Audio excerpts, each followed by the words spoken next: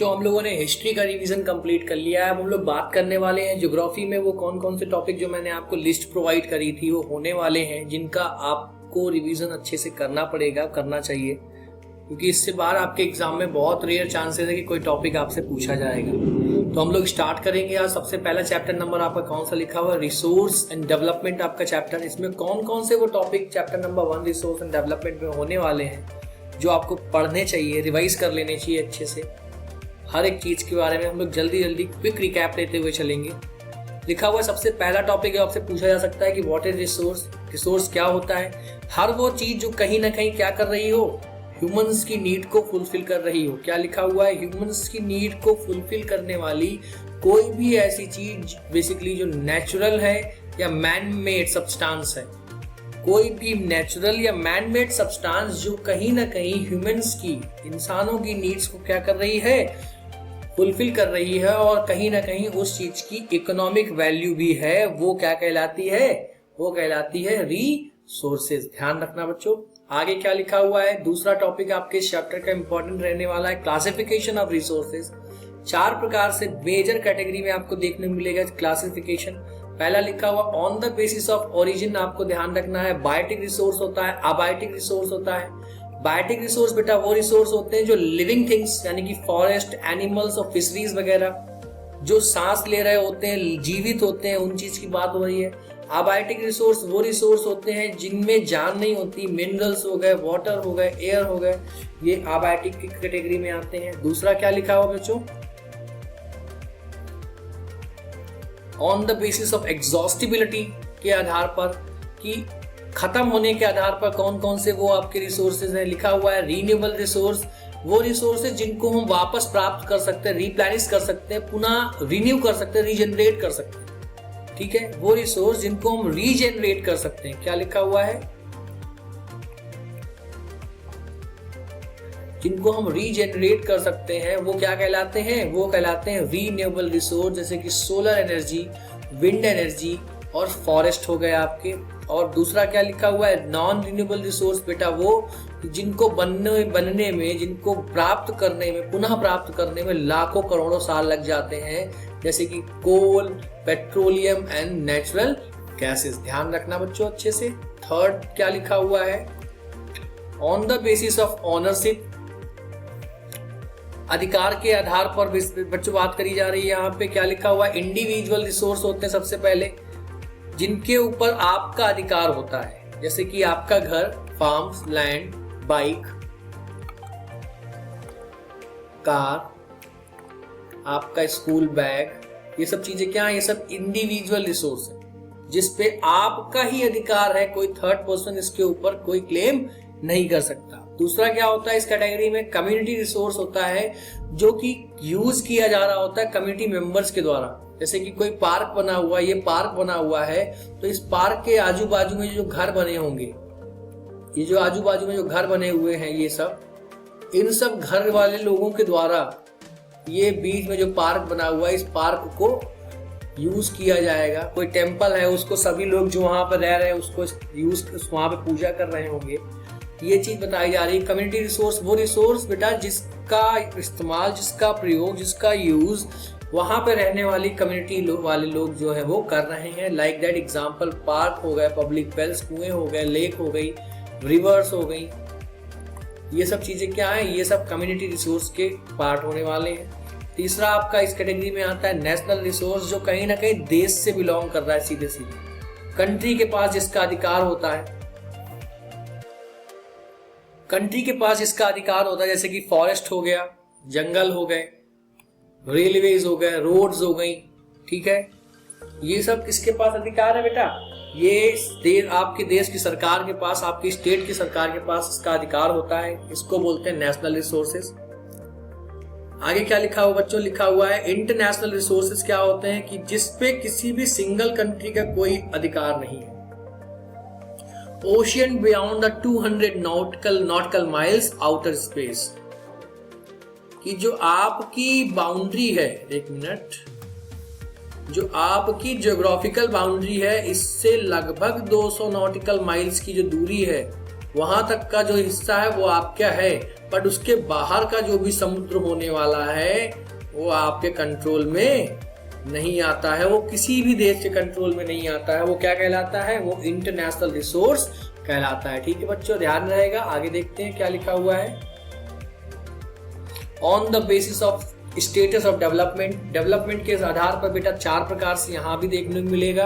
पहला लिखा हुआ potential resource found in a region but not utilised, जैसे कि ये वो रिसोर्स होते हैं जो कि हम पूरी तरीके से इस्तेमाल नहीं कर पा रहे हैं। क्या कहा मैंने? हम प्रयोग तो कर रहे हैं, हम उन रिसोर्सेज का यूज तो कर रहे हैं, but not with the full capacity. हम पूरी कैपेसिटी से उसका इस्तेमाल आज भी उस चीज का इस्तेमाल नहीं कर पा रहे हैं। वो क्या कहलाता है? वो कहलाता है पोटेंशियल रिसोर्स। जैसे कि आपके टीचर आपसे कहते हैं तुम पढ़ते तो हो, बट अभी भी तुम्हारे अंदर बहुत पोटेंशियल है, बहुत क्षमता है जिसका तुम यूज नहीं कर रहे हो। चलो एक लॉजिकल एग्जांपल के लिए आते हैं। लिखा हुआ wind energy in the Gujarat, कि अगर हम विंड एनर्जी को यूज करना चाहते हैं, गुजरात में बहुत ज्यादा पोटेंशियल है, उस चीज का इस्तेमाल हम कर सकते हैं, but due to some reasons, किसी वजह से हम आज भी उस चीज का पूर्णतया इस्तेमाल नहीं कर पा रहे हैं। दूसरा क्या लिखा हुआ बेटा इस कैटेगरी में? डेवलप्ड रिसोर्स, जो आज हम जिसका पूर्णतया इस्तेमाल कर रहे हैं। कोल हो गया, आयरन ओर हो गया, मिनरल्स हो गए, जो हमारे पास अवेलेबल है, जिसका हम यूज कर रहे होते हैं, ये क्या कहलाएगा आपका? ये कहलाएगा डेवलप्ड रिसोर्स। तीसरा होता है स्टॉक रिसोर्स, अवेलेबल तो है, एग्जिस्ट करते हैं, बट टेक्नोलॉजी इतनी अच्छी हमारे पास नहीं है आज भी जिसका यूज करके हम उसका प्रयोग कर सके। वो क्या कहलाते हैं? वो कहलाते हैं स्टॉक रिसोर्सेज। ध्यान रखना बच्चों। Moving ahead, fourth one in this category, reserve, the part of the stock is available for the future use. जैसे कि ये स्टॉक का ही हिस्सा होते हैं, हम क्या करते हैं? रिजर्व करके रखते हैं ताकि भविष्य में जरूरत पड़े तो उसका इस्तेमाल हम कर सकें। ठीक है, तो ये क्लासिफिकेशन ऑफ रिसोर्स है, आपको ध्यान रखना है बच्चों, एग्जाम के लिए इंपॉर्टेंट टॉपिक रहने वाला है। आगे बढ़ते हैं। दूसरा इंपॉर्टेंट टॉपिक आपके एग्जाम के लिए इस चैप्टर से क्या रहने वाला है? लैंड डिग्रेडेशन क्या होता है? क्या लिखा हुआ है? Land quality due to natural and the human activities, declining in the land quality, कमी आना। क्या आना? कमी आना। किस चीज में? जमीन की जो क्वालिटी है उसमें। किसकी वजह से? नेचुरल और ह्यूमन एक्टिविटीज की वजह से, किसी प्रकार से, यानी कि प्राकृतिक और मानव इंसानों के द्वारा जो कोई एक्टिविटीज की जाए, जैसे कि deforestation, overgrazing and industrialisation, these are the ways, these are the causes of the land degradation. Moving ahead बच्चों, क्या लिखा हुआ है? कौन कौन से कॉजेज? डिफॉरेस्टेशन क्या होता है? जब हम हद से ज्यादा पेड़ काट रहे होते हैं, ये क्या कहलाता है? कहीं ना कहीं लैंड को डिग्रेड करता है, बेकार कर रहा होता है। ओवरग्रेजिंग, जब हद से ज्यादा क्या किया जाता है? कैटल को फीड कराने के लिए, चारा देने के लिए हम क्या करते हैं? एक ही जगह पे बार बार चारा दे रहे होते हैं, ये क्या कहलाता है? एक्सेसिव ग्रेजिंग करवाते हैं जब, उससे भी क्या होती है? सॉइल की फर्टिलिटी क्या होती है? बेकार होती है। इंडस्ट्रियलाइजेशन के लिए क्या होता है?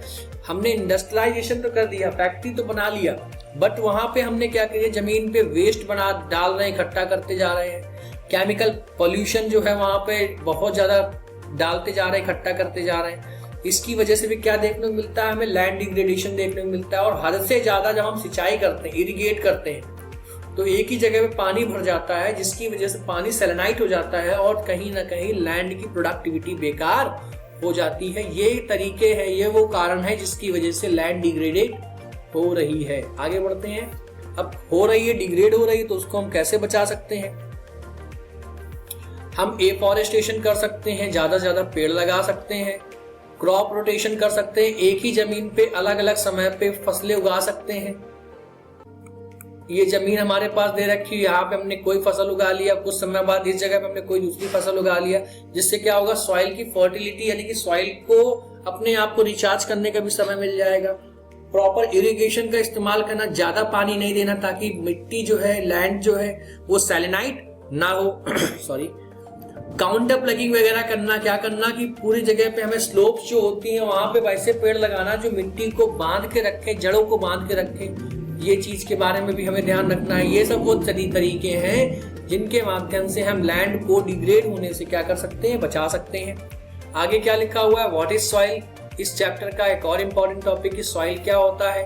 Upper most layer of the earth surface, जो कहीं ना कहीं क्या कर रही होती है, प्लांट के ग्रोथ को सपोर्ट कर रही होती है, उसको क्या बोलते हैं, उसको बोलते हैं सॉइल। ठीक है, क्या लिखा हुआ है, कितने प्रकार की सॉइल आपके देश में देखने को मिलेगी, 6 प्रकार की मेनली देखने को मिलेगी।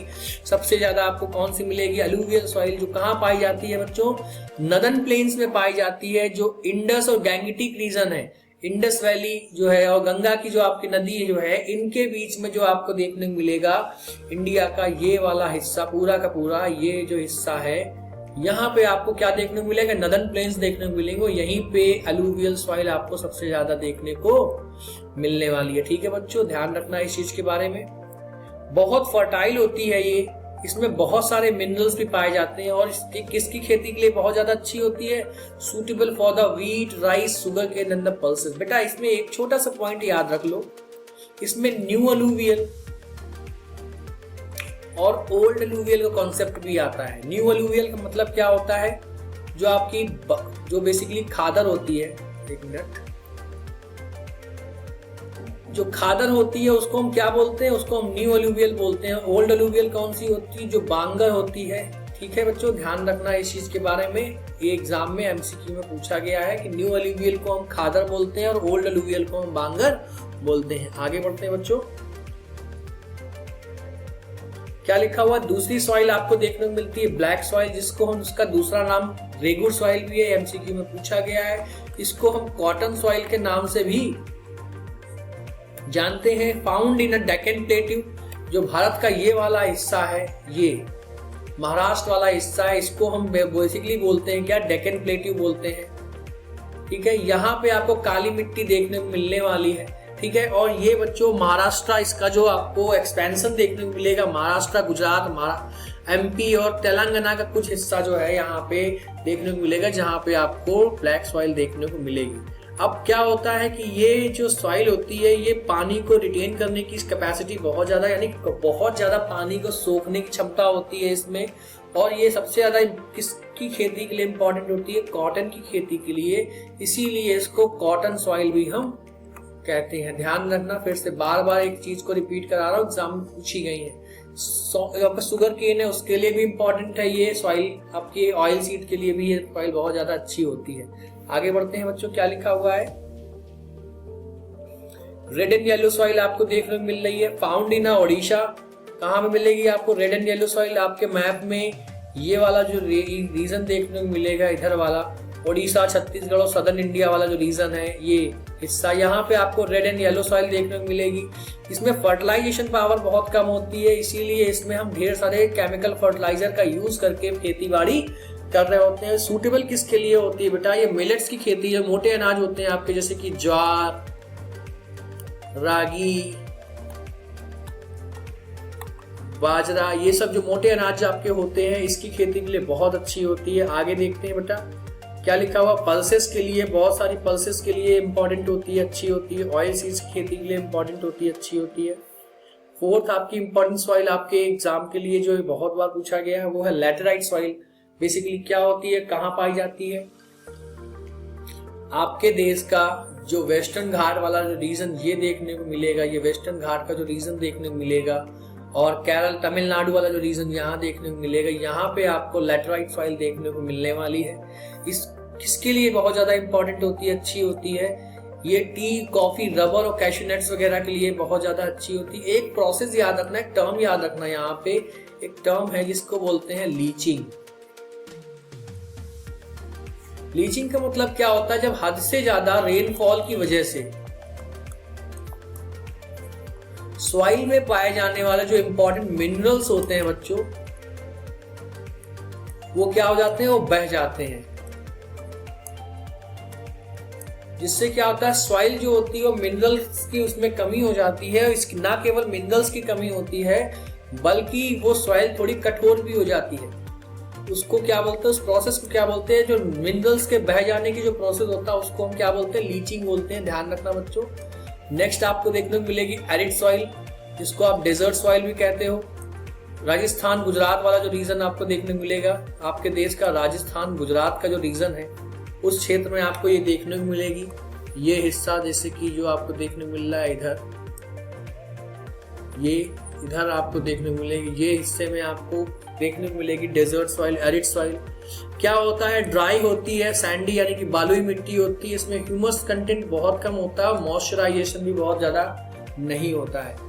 इसमें बहुत ज़्यादा इरिगेशन का रिक्वायरमेंट होता है। कल्टीवेशन अगर आप कुछ करना चाहते हो, ध्यान रखना इस चीज़ के लिए। आगे बढ़ते हैं बच्चों, क्या लिखा हो, माउंटेनस सॉइल के बारे में बात होती है। Found in a Himalayan region like Jammu Kashmir, Himachal Pradesh, Uttarakhand वगैरह जो आपका क्षेत्र देखने को मिलेगा।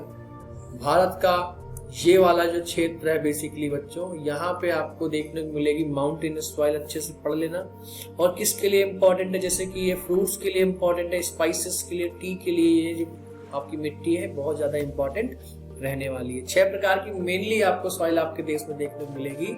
आगे बढ़ते हैं, अपने नेक्स्ट टॉपिक के बारे में बात करते हैं। सॉइल इरोजन क्या होता है, जब टॉप मोस्ट लेयर जो है, क्या लिखा हुआ है, top soil of the removal of the top soil, जो removal of the top soil layer by wind, water and the human activities, इसको क्या बोलते हैं, सॉइल इरोजन बोलते हैं। कॉजेस क्या होते हैं, जब पेड़ों की कटाई कर रहे होते हैं, डिफॉरेस्टेशन कर रहे होते हैं, हद से ज्यादा जानवर को चलाते हैं एक ही जगह पे, माइनिंग एक्टिविटी होती है, या हद से ज्यादा बारिश या रेनफॉल होता है जिसकी वजह से फ्लड्स आती है, इससे क्या होता है, सॉइल इरोजन होता है। टाइप्स ऑफ इरोजन की जब हम बात करेंगे तो कौन कौन से वो तरीके होते हैं इरोजन के तरीके, लिखा हुआ है सीड इरोजन। सीड इरोजन वो इरोजन होता है बच्चों जब टॉप लेयर ऑफ द जो सॉइल होती है वो हट जाती है, उसको हम सीड इरोजन बोलते हैं। गली इरोजन बेटा कौन सा होता है, जब सॉइल के बीच में यानी कि मिट्टी काफी हद तक कट जाती है और गड्ढे बन जाते हैं, उसको क्या बोलते हैं, गली इरोजन बोलते हैं। विंड इरोजन क्या होता है कि जो बेसिकली आपकी बालू वगैरह होती है, जो लू वगैरह चलती है, जिससे आपको देखते हो कि छोटे छोटे डस्ट के जो पार्टिकल्स वगैरह होते हैं वो उड़ना चालू हो जाते हैं, उससे भी मिट्टी कटना चालू होता है। रिल इरोजन क्या होता है, आपके लिए नया टर्म, लिखा हुआ है small channel formed by running water on sloping land. जो ढाल वाली जगह होती है वहां पे छोटे छोटे चैनल बनने लगते हैं, छोटे छोटे सुराख बनने लगते हैं, नालियां बनने लगती है, जिससे पानी की वजह से, पानी के माध्यम से क्या होता है, मिट्टी कटना चालू हो जाती है। ये तरीके होते हैं, कॉजेज होते हैं, ये टाइप्स होते हैं सॉइल इरोजन के। आगे बढ़ते हैं, क्या लिखा हुआ है, मेथड्स क्या है, इनको बचा सकते हैं, जब कैसे बचा सकते हैं बच्चों, लिखा हुआ है टेरेस फार्मिंग कर सकते हैं, मतलब कि सीढ़ी नुमा खेती कर सकते हैं, इस प्रकार से कि ऊपर पानी डाला तो धीरे धीरे नीचे आएगा, तो जो मिट्टी बहेगी भी वो इस वाले क्षेत्र में आके इकट्ठा हो जाएगी। काउंटर प्लगिंग कर सकते हैं अक्रॉस द स्लोप, जो है स्लो वाटर, ताकि पानी जो है जहाँ पे ढलान है वहां पे हम बड़े बड़े पेड़ों को लगा सकते हैं, जिससे कम से कम पानी जो है बहे, और जब कम पानी बहेगा जो मिट्टी जो जड़े हैं वो पकड़े रहेगा, तो आपकी मिट्टी का कटाव भी कम होगा। शेल्टर बेड लगा सकते हैं, जो आप लोगों ने देखा होगा बड़े बड़े खेत होते हैं, एक मिनट, बड़े बड़े खेत होते हैं, उनके किनारे बहुत बड़े बड़े पेड़ लगा दिए जाते हैं, इस प्रकार से लंबे लंबे ऊंचे ऊंचे। यूकेलिप्टस बहुत बार देखा होगा, किस लिए, ताकि ये जो खेत हैं, खेत के आजू बाजू जो है वो मिट्टी को पकड़े रहे, जिससे मिट्टी का कटाव कम से कम हो। आगे बढ़ते हैं, इस चैप्टर का एक और इम्पोर्टेंट टॉपिक आपको पढ़ना है, ध्यान रखना है, सस्टेनेबल डेवलपमेंट के बारे में। क्या होता है कि इस प्रकार से डेवलपमेंट करना ताकि आज की अपनी जरूरत तो हम पूरी करें, बट इसके साथ साथ जो फ्यूचर में जो जनरेशन आने वाली है उनकी रिक्वायरमेंट को, उनकी जरूरतों का भी ध्यान में रख के हमें काम करना। लिखा हुआ है क्या, means using resource wisely to meet present needs without harming the future generation. खुद के लिए तो हम इस्तेमाल करें नहीं करें, इसके साथ साथ हमें आने वाली जनरेशन के लिए भी कुछ ना कुछ बचा के जाना है। क्यों इंपॉर्टेंट होता है सस्टेनेबल डेवलपमेंट, लिखा हुआ है प्रिवेंट द रिसोर्स डिप्लेशन। ये क्या करता है, रिसोर्स का डिप्लेशन को बचाता है, resource pollution, reduce pollution and environmental damage को बचा रहा होता है, ensure a better future for upcoming generation. एक अच्छी आदत है जो कहीं ना कहीं क्या होगा कि आने वाली जनरेशंस के लिए भी बहुत ज्यादा फायदेमंद होने वाला है। क्या लिखा हुआ है, क्या स्ट्रेटेजी हो सकती है इसके लिए बेटा, ट्रिपल आर के बारे में बात करी जा रही है यहाँ पे, 3R के बारे में बात करी जा रही है, रिड्यूस करना, रीयूज करना और रिसाइकिल करना, जिससे क्या हो सके, मिनिमाइज कर सके इस चीज से हम वेस्ट को, यूज रिन्यूएबल एनर्जी को हम इस्तेमाल करें, विंड हो गया, सोलर हो गया, हाइड्रो इलेक्ट्रिसिटी पावर हो गया, एफॉरेस्टेशन के बारे में बात करी जा रही है, ज्यादा से ज्यादा पेड़ लगाएं ताकि इकोलॉजिकल बैलेंस बना रहे। वाटर को कंजर्व करें ताकि उससे क्या होगा, रेन वाटर हार्वेस्ट करें, वाटर कंजर्व करें ताकि आने वाली जनरेशन भी उसका पानी उनके लिए भी अच्छे से अवेलेबल हो। आगे क्या लिखा हुआ है, लास्ट टॉपिक आपके इस चैप्टर का लिखा हुआ है एजेंडा 21। बेटा बेसिकली क्या होता है कि 20 अर्थ समिट होती है, एग्जाम के लिए इंपॉर्टेंट, ध्यान रखना, एग्जाम में पूछा गया है। अर्थ समिट होती है कहाँ पे, रियो द जेनेरियो में। कब 1992 में अर्थ समिट होती है। क्या एजेंडा क्या होता है, क्या एक्शन क्या लिया जाता है, लिखा हुआ है कि global action plan for the sustainable development के लिए प्लान बनाए जाते हैं, किस प्रकार से हम कर सकते हैं। ऑब्जेक्टिव्स क्या थे एजेंडा 21 के, प्रमोट करना रिसोर्स कंजर्वेशन को प्रमोट करना, कि हम किस प्रकार से रिसोर्सेज को बचा सकते हैं, इन्वायरमेंट का जो पोल्यूशन फैल रहा है, हो रहा है, उसको किस प्रकार से हम कम कर सकते हैं, और किस प्रकार से लोगों को इनकरेज कर सकते हैं ताकि वो पार्टिसिपेट करें अपने नेचर को बचाने के लिए। ये है एजेंडा 21। ये चैप्टर नंबर 1 के इंपॉर्टेंट टॉपिक्स हैं, आपको पढ़ के जाना है। One of the most important chapter आपके एग्जाम के लिए रहने वाला है बच्चों। आगे बढ़ते हैं, नेक्स्ट आपके चैप्टर के बारे में बात करते हैं। दूसरा चैप्टर आपका forest and wild life. Probably ये चैप्टर आपके एग्जाम में नहीं है, बट कुछ चीजें एग्जाम में इससे फिर भी पूछी गई हैं कई बार, जैसे कि क्या होता है फ्लोरा एंड फौना, क्या होता है, किस प्रकार से जो आपकी फॉरेस्ट एंड वाइल्ड लाइफ है आपके लिए इसेंशियल होती है, क्यों फॉरेस्ट इंपॉर्टेंट होते हैं, क्योंकि वो हमको क्या दे रहे होते हैं, ऑक्सीजन दे रहे होते हैं, और हमारा जो कार्बन डाइऑक्साइड का जो बैलेंस है वो क्या कर रहे होते हैं, अब्जॉर्ब कर रहे होते हैं, जो कहीं ना कहीं हमारे लिए बहुत ज्यादा हेल्पफुल होता है।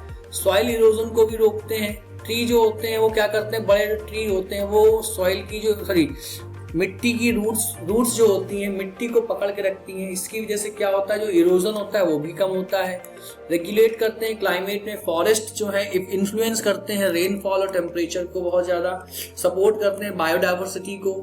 Millions of plants and animals जो है कहीं ना कहीं क्या है, घर है किसके लिए, अलग अलग प्रकार की एनिमल स्पीसीज के लिए बच्चों। आगे क्या लिखा हुआ, प्रोवाइड द रिसोर्सेज, कई प्रकार के रिसोर्स भी प्रोवाइड करते हैं, जैसे कि वुड है, मेडिसिन है, फ्रूट्स, आपका फ्यूल हो गया, रॉ मटेरियल, ये सब चीजें हैं आपको देखने को मिलेगी आपके एग्जाम के लिए इंपॉर्टेंट, ध्यान रखना, पढ़ लेना, एक जनरल नॉलेज के पॉइंट ऑफ व्यू से भी ध्यान रख लेना इस टॉपिक को।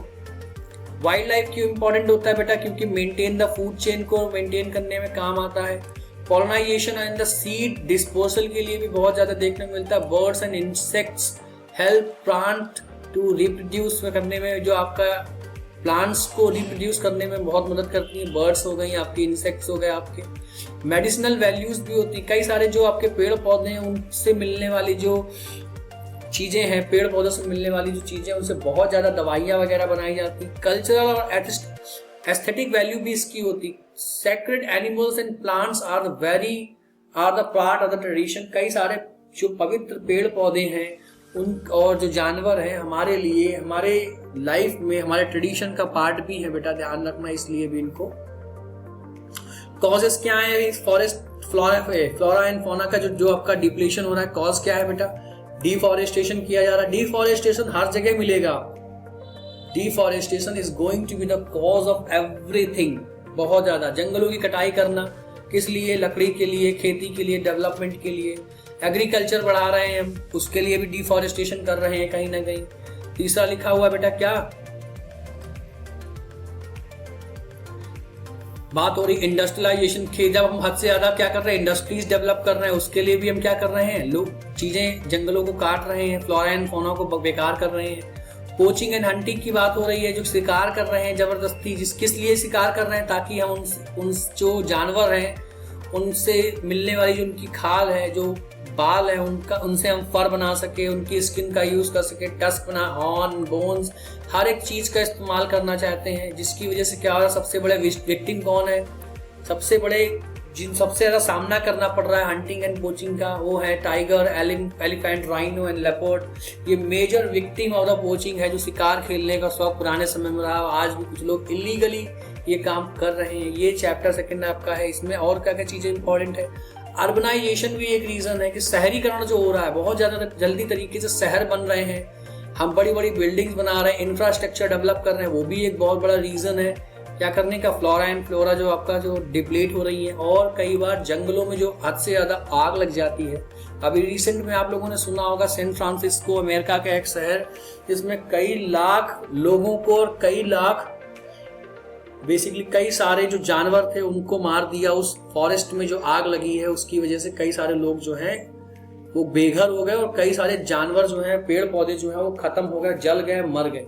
ठीक है, तो फॉरेस्ट फायर भी एक बहुत बड़ी वजह है कि फ्लोरा एंड फौना जो है डिप्लीट हो रही है। बच्चों आगे देखते हैं गवर्नमेंट ने क्या क्या किया है। समय समय पर गवर्नमेंट ने कई सारे रूल्स एंड रेगुलेशंस को पास किए, जैसे कि फॉरेस्ट वाइल्ड लाइफ एक्ट आया था आपका 1972 में। ईयर याद रखना, एमसीक्यू में पूछा गया है।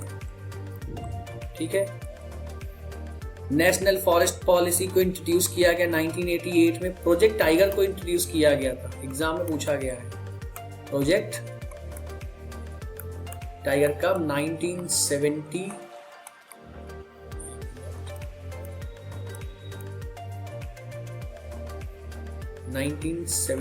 में प्रोजेक्ट टाइगर लाया गया था, एग्जाम में पूछा गया, ध्यान रखना बच्चों।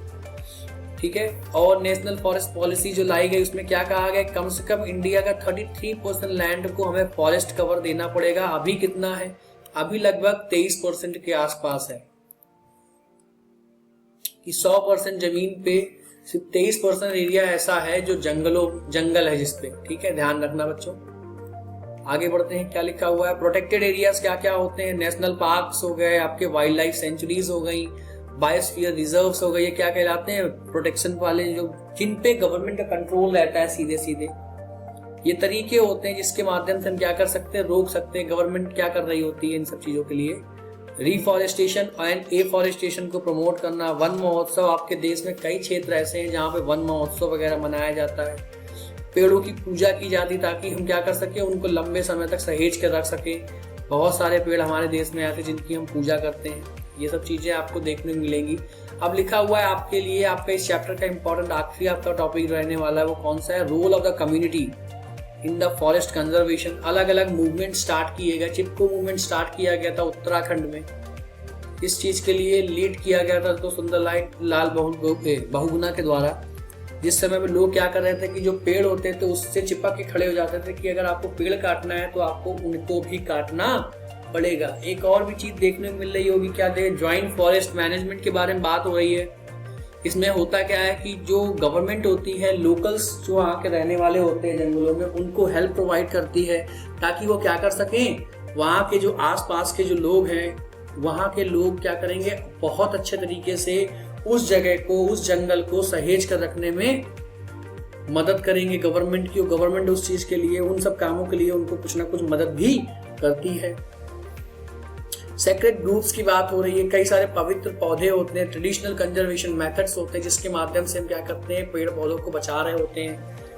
ये तरीके हैं, ये वो तरीके हैं जिसके माध्यम से हम क्या कर सकते हैं, फ्लोरा एंड फौना को डिप्लीट होने से बचा सकते हैं बच्चों। ठीक है, हम लोग अब थर्ड चैप्टर अपने बात करेंगे, जो आपका वाटर रिसोर्स, आपका तीसरा चैप्टर, आपका मोस्ट इंपॉर्टेंट चैप्टर में से एक। क्या लिखा हुआ है कि कौन कौन सी चीजें आपको ध्यान रखनी, पानी क्यों इंपॉर्टेंट होता है, इस चीज में इस चैप्टर में हम पढ़ने वाले हैं कि वो क्या क्या रीजंस हैं, क्या क्या कॉजेस हैं जिसकी वजह से जो पानी है आपका, वाटर जो है वो हद से ज्यादा स्केर्स होता जा रहा है। उस चीज के बारे में बात करेंगे। सबसे पहला इंपॉर्टेंट टॉपिक क्या लिखा हुआ है, importance of the water, basic necessity of the life. बिना पानी के सब कुछ बेकार है। क्या लिखा हुआ है आगे, crucial role in the agriculture, क्या हुआ, agriculture industry and the domestic use and hydro electricity power generation. Crucial role play कर रहा होता है एग्रीकल्चर में, इंडस्ट्री में, डोमेस्टिक यूज में and hydro electricity power generation में भी पानी का क्या होता है, यूज बहुत ज्यादा देखने को मिलने वाला है, देखने को मिलता है, जनरली मिलने क्या वाला है।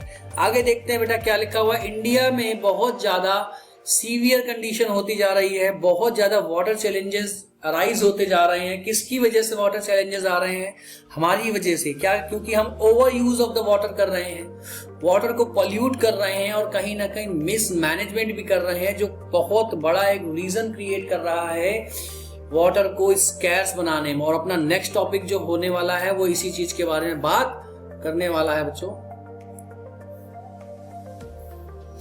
क्या लिखा हुआ है, वाटर स्कैर्सिटी क्या होती है, वाटर स्कैर्सिटी के कॉज क्या है, उसके इम्पैक्ट क्या होते हैं। Water scarcity means there is not enough water available to meet the demand of the people, industry and the agriculture.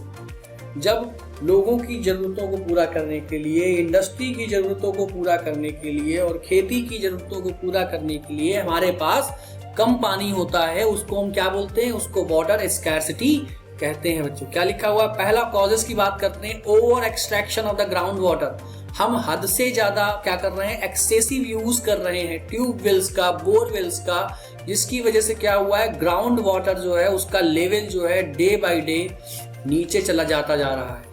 Many areas face drought like condition due to the ground water depletion. और भारत के कई सारे ऐसे क्षेत्र हैं जहां पर सूखे जैसी समस्या अराइज हो चुकी है ग्राउंड वाटर डिप्लेट होने की वजह से। दूसरा लिखा हुआ unequal distribution of the water की बात हो रही है यहाँ पे। अनइक्वल डिस्ट्रीब्यूशन ऑफ वाटर का मतलब क्या हो कि देश के कई क्षेत्रों में पानी बहुत ज्यादा है और कई ऐसे क्षेत्र हैं जहां पर अभी भी बहुत कम पानी देखने को मिल रहा है या बिल्कुल काफी हद तक ना के बराबर पानी देखने को मिल रहा है। यहाँ पे ये एक चीज कही जाए, जैसे नॉर्थ ईस्ट इंडिया जो है वहां पे बहुत ज्यादा हैवी रेनफॉल होता है, बट जहां और दूसरी तरफ पे बात करा जाए तो राजस्थान एक ऐसा क्षेत्र है जहां पे पानी बहुत कम बरसता है, बारिश बहुत कम हो रही होती, जिसकी वजह से वहां पे वाटर स्कैर्सिटी देखने को मिलती है। आगे बढ़ते हैं बच्चों, क्या लिखा हुआ है, हम पोल्यूट भी कर रहे हैं। क्या कर रहे हैं, वाटर को हम बहुत ज्यादा पोल्यूट करते जा रहे हैं। इंडस्ट्रियल वेस्ट उसमें गिरा रहे हैं, सीवेज गिरा रहे हैं, केमिकल्स गिरा रहे हैं, जिसकी वजह से क्या हो रहा है कि रिवर्स जो है वो पोल्यूट हो रही हैं, लेक्स जो है वो पोल्यूट हो रही हैं, और ना केवल ये सब चीजें बल्कि ग्राउंड वाटर को भी हम बहुत ज्यादा पोल्यूट करते जा रहे हैं। अगर आप चेक करोगे तो आपको देखने को मिलेगा कि आपके जो ग्राउंड वाटर यानी कि जो समरसिबल वगैरह होते हैं, ट्यूबवेल वगैरह जो होते हैं आपके घरों में लगे हैं, उसमें कई ऐसे क्षेत्र हैं जहाँ पे हार्मफुल मिनरल्स उसमें पाए जाते हैं जो ह्यूमंस की बॉडी के लिए हद से ज्यादा खतरनाक होते हैं। और पॉल्यूटेड जो आपका देखने को मिल रहा है, पॉल्यूटेड वाटर का रीजन या कॉज क्या देखने को मिल रहा है, इससे नुकसान क्या हो रहा है, डिजीजेज हो रही है बहुत ज्यादा, कॉलरा एंड टाइफाइड जैसी जो डिजीज हैं, ह्यूमंस बहुत ज्यादा इसका सामना कर रहा है। क्लाइमेट चेंज एक बहुत बड़ा रीजन देखने को मिल रहा है, क्योंकि उसके पीछे भी हम हद से ज्यादा पेड़ों को काट रहे हैं, हम हद से ज्यादा एसी वगैरह का यूज कर रहे हैं, हम हद से ज्यादा क्या कर रहे हैं, सीएफसी एनवायरनमेंट में छोड़ रहे हैं, जिसकी वजह से चीजें क्या हो रही हैं, और ज्यादा डिग्रेड होती जा रही हैं। तो climate change and erratic rainfall due to global warming, rainfall pattern have become unpredictable. अब आप ये नहीं प्रिडिक्ट कर सकते कि रेन कब होगी। भारत में भी वही लंदन यानी कि यूरोप में ब्रिटेन जैसा हालात होता जा रहा है कि कभी भी बारिश का मौसम बन सकता है, प्रिडिक्शन नहीं रह गया है। बहुत बड़ा दिक्कत, क्लाइमेट चेंज एक बहुत बड़ा इश्यू होने वाला है इस समय, आपको सोचना चाहिए। Drought and flood occurs more frequently, पहले ऐसा नहीं था, बट अब क्या है कि हम बहुत ज्यादा डेवलपमेंट ऐसे इस प्रकार से कर रहे हैं जो कहीं ना कहीं हम ही को वो चीज हार्म करती जा रही है।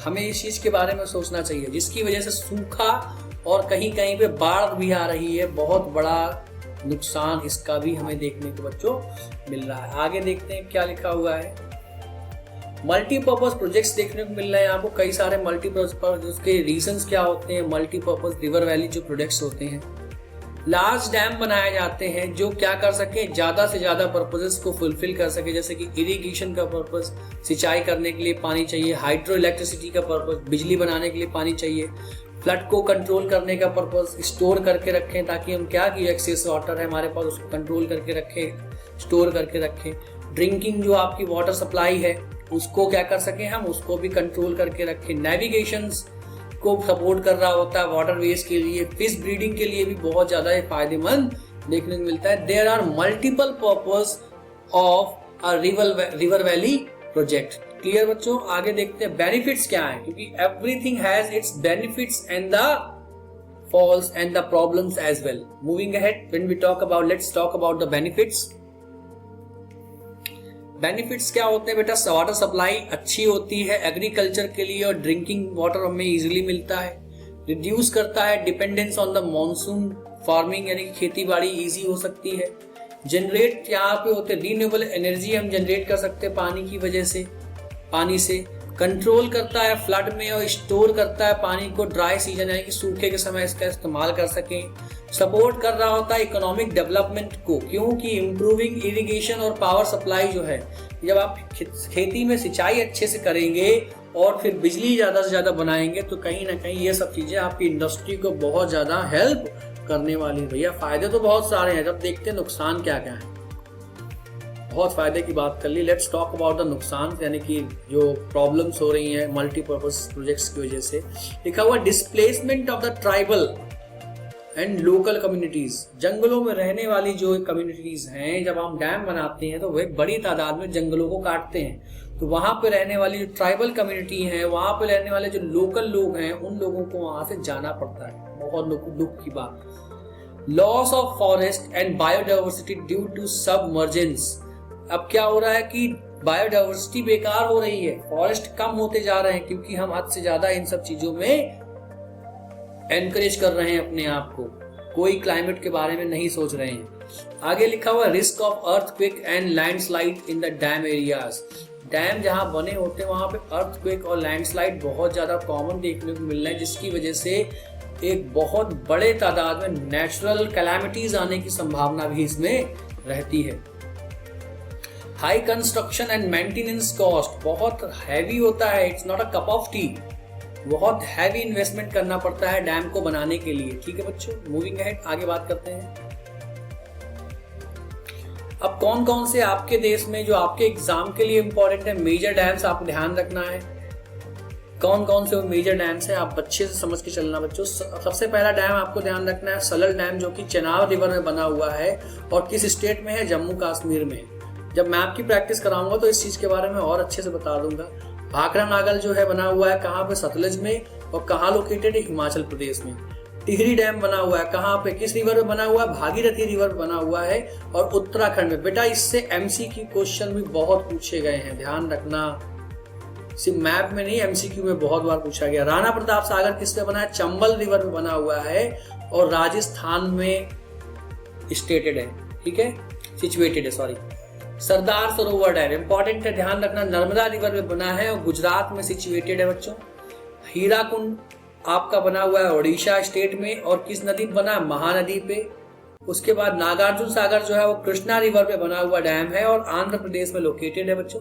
और तुंगभद्रा जो रिवर है, डैम है, जो वो किस पे बना है, तुंगभद्रा रिवर पे बना हुआ और कर्नाटक में से सिचुएटेड है। क्लियर है, आगे बढ़ते हैं बच्चों। क्या वो तरीके होते हैं जिसके माध्यम से वाटर मैनेजमेंट कर सकते हैं। लिखा हुआ है सस्टेनेबल वाटर मैनेजमेंट क्या होता है, रेन वाटर को हार्वेस्ट करें, हम जो बारिश का पानी है उसको रोके, उसको इकट्ठा करें ताकि बाद में उसका प्रयोग कर सकें। हम ड्रिप इरिगेशन सिस्टम का यूज करें, खेती करते समय हम उन तरीकों का इस्तेमाल करें जिनसे कम से कम पानी की बर्बादी हो। एफॉरेस्टेशन करें जिससे क्या हो कि जो आपका ग्राउंड वाटर है वो रिचार्ज हो। वेस्ट वाटर ट्रीटमेंट का जो है उसका प्रोसेस भी बहुत अच्छा हमें करना पड़ेगा और हमें वाटर का जो पोल्यूशन है वो भी रिड्यूस करना पड़ेगा। These are the ways by which we can conserve the water. Clear, third chapter भी आपका बच्चों कंप्लीट हो गया। Now we are going to talk about the fourth chapter and the foremost important chapter, one of the most important chapter of the examination perspective है आपका agriculture, जो आपको अच्छे से पढ़ना है, रिवाइज करना है। स्टार्ट करते हैं। सबसे पहला इंपॉर्टेंट टॉपिक आपके इसमें आने वाला है types of farming. Basically types of farming क्या होता है आपको पता होना चाहिए। लिखा हुआ है क्या, टाइप्स ऑफ फार्मिंग बेसिकली बच्चों तीन प्रकार की होती है। पहला होता है प्रिमिटिव सबसिस्टेंस फार्मिंग। प्रिमिटिव का मतलब होता है कि जो भी हमारे पास प्रिमिटिव टूल्स हैं, जो भी हमारे पास है, जैसे कि हमारे पास हसिया है, हथौड़ा है, पावड़ा है, इन सब का हल चलाने के लिए बैल हो गया, हल हो गया, इन सब चीजों का इस्तेमाल करके, प्रयोग करके क्या करना, हमें खेती करना है। और सिर्फ और सिर्फ यहाँ पे फोकस रहता है, किस पे फोकस रहता है, किस पे रहता है, खुद पे फोकस रहता है कि हमारी खुद की नीड्स यहाँ पूरी होनी चाहिए, खुद का सबसिस्टेंस क्राइसिस नहीं आना चाहिए, बात खत्म। हम क्या कर रहे होते हैं इस प्रकार की खेती में बच्चों, हम बात करते हैं यहाँ पे एक छोटे से जमीन के टुकड़े पे खेती कर रहे होते हैं। हम इस छोटे पे जमीन पे टुकड़े पे खेती कर रहे होते हैं, फिर इतनी ही खेती करते हैं जिससे हमारा फायदा, हमारा काम आसानी से हो सके। और फिर कुछ समय बाद क्या करते हैं कि इस जमीन को छोड़ के हम इसके बाजू वाली, इसके आसपास की जमीन में चले जाते हैं, ताकि ये वाली जो जमीन है आपकी पहली वाली जो है, ये फिर से इस पे सॉइल की जो फर्टिलिटी है वो फिर से रिचार्ज हो सके। और यहाँ पे जो चीजें बच जाती हैं, यानी कि कई बार क्या होता है कि कई सारी चीजें अब वेस्ट बच जाता है, उस चीजों को हम क्या कर देते हैं, जला देते हैं। और इसी वजह से इसका एक नाम पड़ता है जिसको हम नाम देते हैं स्लैश एंड बर्न एग्रीकल्चर। आज भी नॉर्थ ईस्ट के कई सारे क्षेत्रों में ये सब चीजें आपको देखने को मिलने वाली हैं बच्चों। डिपेंडेंट होती हैं, किस पे डिपेंड करते हैं, मॉनसून पे, क्योंकि यहाँ पे हम कोई भी एक्स्ट्रा टेक्नोलॉजिकल रिफॉर्म्स की बात नहीं कर रहे हैं, जो है हम उसका इस्तेमाल करने वाले हैं। नेचुरल सॉइल फर्टिलिटी पे डिपेंड होते हैं और ह्यूमन लेबर पे डिपेंड होते हैं। ठीक है, ध्यान रखना, प्रिमिटिव सबसिस्टेंस फार्मिंग में क्या होता है, इसको स्लैश एंड बर्न के नाम से जानते हैं। स्मॉल पैचेस ऑफ लैंड को क्लियर करते हैं और हमारे पास जो भी टूल्स हैं उनका इस्तेमाल करके खेती कर रहे होते हैं। सॉरी, आगे क्या लिखा हुआ बेटा, आपके देश में नॉर्थ ईस्ट वाला जो रीजन है, उड़ीसा वाला जो क्षेत्र है, यहाँ पे आपको आज भी देखने को मिल जाएगा। दूसरा मिलता है आपको इंटेंसिव सबसिस्टेंस फार्मिंग। यहां पे क्या होता है,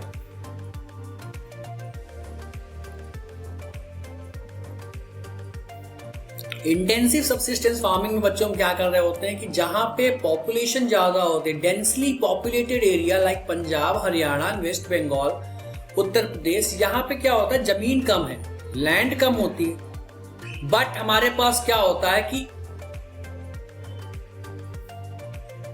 लैंड कम होता है हमारे पास, बट हमारे पास क्या होता है कि इनपुट्स बहुत ज्यादा होते हैं, हमारे पास लेबर बहुत ज्यादा होता है। हम कैपिटल का इस्तेमाल करते हैं, मैक्सिमाइज करते हैं अपने प्रोडक्शन को इन सब माध्यम से। हम बहुत ज्यादा रिलाई कर रहे होते हैं, डिपेंड होते हैं केमिकल फर्टिलाइजर्स पे, इरिगेशन पे और हाई यील्डिंग वैरायटी जो सीड्स होते हैं उनके ऊपर। और ऐसे क्षेत्रों में क्या होता है, किस प्रकार कौन कौन सी फसलें ज्यादा बोई जाती हैं, वो है rice, wheat, pulses, vegetables, sugar canes, इन सब चीजों की खेती आपको इस प्रकार की जमीन पे बहुत ज्यादा देखने को मिलने वाली है। अब आगे क्या लिखा हो बच्चों, कॉमर्शियल फार्मिंग, तीसरा टाइप्स ऑफ फार्मिंग में तीसरा आपको देखने को मिलेगा। क्या होता है, लार्ज स्केल फार्मिंग होती है, यहाँ पे मॉडर्न टेक्निक्स का इस्तेमाल करते हैं, बहुत बड़ी बड़ी मशीनरी इन्वॉल्व होती हैं, फर्टिलाइजर्स का यूज करते हैं, पेस्टिसाइड्स का यूज करते हैं, इरिगेशन, हाइब्रिड सीड्स, जो भी आज के मॉडर्न वेज हैं उन सब का इस्तेमाल करके हम यहाँ पे खेती कर रहे होते हैं। मेनली किस लिए ग्रो करी जाती, ताकि हम मार्केट में ज्यादा से ज्यादा क्या कर सके, पैसा बना सके और अपने जो हम प्रोडक्शन है उसको हम एक्सपोर्ट कर सके। जैसे कि क्या कहा जा रहा है कि wheat, rice, maize, cotton, sugar cane, tea, coffee, rubber, these are the ways, these are the types of these are the crops which is directly related to the commercial farming। आगे बढ़ते हैं, क्या लिखा हुआ है, इसका एक टाइप भी होता है बच्चों, ध्यान रखना, प्लांटेशन फार्मिंग। कमर्शियल टाइप जो आपका फार्मिंग है उसका जो आपका टाइप होता है, सॉरी, यहाँ पे क्या होता है बच्चों, सिंगल क्रॉप को एक बहुत बड़े एरिया पे ग्रो किया जाता है, बहुत कैपिटल इन्वेस्टमेंट किया जाता है, बहुत बड़े तादाद में यहाँ पे पैसा लगाया जाता है, स्किल्ड लेबर का यूज किया जाता है और साइंटिफिक मैनेजमेंट होता है यहाँ पे। एग्जाम्पल के तौर पे असम और वेस्ट बंगाल में टी का कल्टीवेशन जो होता है, कर्नाटक में कॉफी का, केरला में रबर और स्पाइसेस का जो कल्टीवेशन हो रहा होता है, ये सब क्या कहलाता है, ये कहीं ना कहीं प्लांटेशन फार्मिंग का हिस्सा होता है। आगे बढ़ते हैं बच्चों, क्या लिखा हुआ है, अब हमारे देश में इंपॉर्टेंट जो मेजर क्रॉप्स हैं उनके बारे में हम एक एक करके पढ़ते चलेंगे। इंपॉर्टेंट है, जिन जिन चीजों पे आपको निशान लगाओ ध्यान से सुनते चलना। सबसे पहला दिया गया है राइस का कल्टीवेशन के लिए। क्वेश्चन सीधे बनता है कि कौन कौन सी वो ज्योग्राफिकल कंडीशन है जो कि राइस के कल्टीवेशन के लिए इंपॉर्टेंट होती है, ध्यान रखना। पहले तो ध्यान रखो कि ग्रोइंग सीजन कौन सा है बेटा, ये खरीफ की फसल होती है। टेम्परेचर कितने रिक्वायरमेंट होना चाहिए, 25 से 35 डिग्री सेल्सियस, यानी कि थोड़ी गर्मी होनी चाहिए, ठीक है। अब इसके साथ साथ लिखा हो रेनफॉल 100 and 200 सेंटीमीटर के बीच में क्या हो, रेनफॉल हो। किस प्रकार की मिट्टी इसके लिए फायदेमंद होती है, अलूवियल सॉइल बहुत ज्यादा अच्छी होती है राइस के कल्टीवेशन के लिए। दूसरा आपकी फसल देखने को मिलेगी, इंपॉर्टेंट क्रॉप देखने को मिलेगी जो कि व्हीट है। ये रबी फसल होती है, अभी बात करेंगे रबी के बारे में, खरीफ के बारे में भी। इसके लिए मेजर टेम्परेचर क्या रिक्वायरमेंट होता है, 10 से 20 डिग्री टेम्परेचर रिक्वायरमेंट होता है। ज्यादा रेनफॉल की रिक्वायरमेंट नहीं होती, क्योंकि सर्दी के मौसम में आप जनरली बहुत कम रेनफॉल देखते हो। वेल ड्रेन्ड यानी कि ये भी अलूवियल सॉइल में बहुत अच्छे से आपको इसकी खेती भी देखने को मिलने वाली है। तीसरा, इन तीनों के बारे में आपको पढ़ना ही पढ़ना है, इसमें से कोई एक आपके एग्जाम में आपसे पूछा जा सकता है, ध्यान रखना। शुगर केन जो है ये एनुअली आपका इसका प्रोडक्शन देखने को मिलता है, 20 से 30 डिग्री के बीच में टेम्परेचर देखने को मिलेगा, 100 सेंटीमीटर के आसपास बारिश होनी चाहिए, फर्टाइल सॉइल होनी चाहिए और ठीक ठाक ड्रेनेज सिस्टम भी होना चाहिए। आगे क्या लिखा हुआ बच्चों, मेज के बारे में यानी कि मक्या के बारे में बोला जा रहा है। मकाई के बारे में क्या लिखा हुआ है, खरीफ की फसल है, टेम्परेचर 21 से 30 डिग्री के बीच में, रेनफॉल आपका ज्यादा रिक्वायरमेंट नहीं होता है। यहाँ पे भी वेल ड्रेन्ड सॉइल होनी चाहिए, मेनली आपको अलूवियल सॉइल में देखने को मिलने वाला है। अब क्या लिखा हुआ है, एक और जिसको आप रिसेंट में नए नाम से भी जाना जा रहा है, क्या है वो, इसको हम श्री अन्न भी कहते हैं। क्या बोलते हैं, श्री अन्न भी बोलते हैं मिलेट्स को। इसमें कई सारे आपके अनाज आते हैं, जैसे कि ज्वार, बाजरा, रागी। ये भी आपके खरीफ की फसलें होती है बेटा। गर्मी, खरीफ की फसलें जितनी भी होंगी उनके लिए टेम्परेचर ठीक ठाक गर्मी वाला चाहिए होता है, ठीक है। इसके साथ साथ यहाँ पे एक और भी चीज ध्यान रखना है, इसमें रेनफॉल की रिक्वायरमेंट ज्यादा नहीं होती है और ये बालुई मिट्टी और जो रेड सॉइल वाला रीजन आपके देश में होता है वहां पे ज्यादा देखने को मिलने वाली है। आगे देखते हैं क्या लिखा बेटा, ऑयल सीड्स के बारे में बात होती है। ये रबी और खरीफ दोनों में कंसीडर होते हैं। 20 से 30 डिग्री टेम्परेचर होना चाहिए, ज्यादा बारिश 50 से 75 centimetre will be okay. And alluvial soil जो है इसके लिए बहुत ज्यादा इंपॉर्टेंट होने वाली है। Same when we talk about the commercial farming में जब हम आते हैं, टी और कॉफी की बात करते हैं, ये साल भर चलने वाली है, ना कि साल भर बल्कि लंबे समय तक चलने वाली क्रॉप्स होती हैं। आपको टेम्परेचर देखने को मिल रहा होगा, ऑलमोस्ट सिमिलर टेम्परेचर देखने को मिलेगा। अब टी की जब बात करेंगे बेटा, 200 से लेकर 300 सेंटीमीटर के आसपास बारिश मिलनी चाहिए, और वही कॉफी के केस में भी है, 150 से 200 सेंटीमीटर के बीच में बारिश देखने को मिलेगी। वेल ड्रेन्ड होनी चाहिए जमीन, मिट्टी वेल ड्रेन्ड होनी चाहिए और एसिडिक इन नेचर होनी चाहिए, ये टी की है। और लूमी सॉइल होनी चाहिए कॉफी के केस में। ये आपको ध्यान रखना है। स्टार्टिंग की 3 याद रखना बच्चों। शुगर केन के बारे में आपको ध्यान रखना है, स्टार्टिंग में जो मैंने कहा, sugar cane, rice, wheat, sugar cane और ऑयल सीड्स के बारे में आपको पढ़ना है, अच्छे से रिवाइज करना है। एक बार फिर से अपनी नोटबुक को देख लेना बहुत कायदे से। आगे बढ़ते हैं बेटा। एग्रीकल्चर रेवोल्यूशंस आपके देश में इंट्रोड्यूस करी गई कई सारी, जिसने कहीं ना कहीं आपके देश में बहुत ज्यादा हेल्प किया है आपके देश में एग्रीकल्चर प्रोड्यूस को बढ़ाने में। सबसे पहले बात करने वाले हैं हम ग्रीन रेवोल्यूशन की, जिसको इंट्रोड्यूस किया गया था डॉक्टर एमएस स्वामीनाथन के द्वारा। हाई यील्डिंग वैरायटी जो आपकी सीड्स होते हैं व्हीट की और राइस की, इसको इंट्रोड्यूस किया गया। प्रोडक्शन को और ज्यादा क्या किया गया, बढ़ाया गया और इंडिया को एक सेल्फ सफिशिएंट कंट्री बनाया गया फूड ग्रेन्स के मामले में। व्हाइट रेवोल्यूशन रिलेट करती है मिल्क प्रोडक्शन से। एग्जाम में एमसीक्यू क्वेश्चन सीधे पूछे गए हैं, इससे ध्यान रखना। मिल्क प्रोडक्शन से रिलेट करती है। ब्लू रेवोल्यूशन किससे रिलेट करती है, फिशरीज और एक्वाकल्चर से रिलेट कर रही होती है। येलो जो रेवोल्यूशन है बेटा, ऑयल सीड्स प्रोडक्शन से आपसे रिलेट करती है। और गोल्डन रेवोल्यूशन आपकी जो है वो हॉर्टिकल्चर से रिलेट कर रही होती है। ये चीज आप ध्यान रखना, जिसमें से ग्रीन रेवोल्यूशन और व्हाइट रेवोल्यूशन बहुत ज्यादा इंपॉर्टेंट रहने वाली है आपके लिए। आगे बढ़ते हैं बच्चों। टाइप्स ऑफ फार्मिंग की जब हम बात करेंगे, इसमें आपको देखने को क्या मिलने वाला है, कितने प्रकार का क्रॉपिंग पैटर्न आने वाला है। 3 प्रकार का मेनली देखने को मिलेगा रबी फसल के बारे में, जिनकी बुआई कब करी जाती है, अक्टूबर नवंबर में जिनकी बुआई कर दी जाती है, बीज बो दिए जाते हैं। मार्च से अप्रैल के बीच में जो फसल होती है उसको काट लिया जाता है। पानी की जो है नीड लेस वाटर, कम से कम पानी में, यानी कि कम जरूरत होती है यहाँ पानी की। और ठंडा क्लाइमेट जो होता है वो ठंडा होता है। एग्जाम्पल के तौर पे बात करें बेटा, wheat, barley, mustard, gram and peas, ये सब क्या है, ये आपके मेन इंपॉर्टेंट क्रॉप्स हैं किसकी? रबी सीजन की। कौन कौन से क्षेत्र में रबी फसलें बहुत होती हैं? जैसे कि पंजाब, हरियाणा, यूपी, राजस्थान, मध्य प्रदेश, यहाँ पे रबी की फसलें बहुत ज्यादा देखने को मिलने वाली हैं। आगे बढ़ते हैं बेटा, खरीफ की फसलों की जब हम बात करेंगे तो क्या लिखा हुआ है खरीफ की फसलों के बारे में? मॉनसून क्रॉप्स होती हैं। जुलाई और जून के बीच में आपको देखने को मिलेगा beginning of the monsoon. Harvested जो होती है कब की जाती है?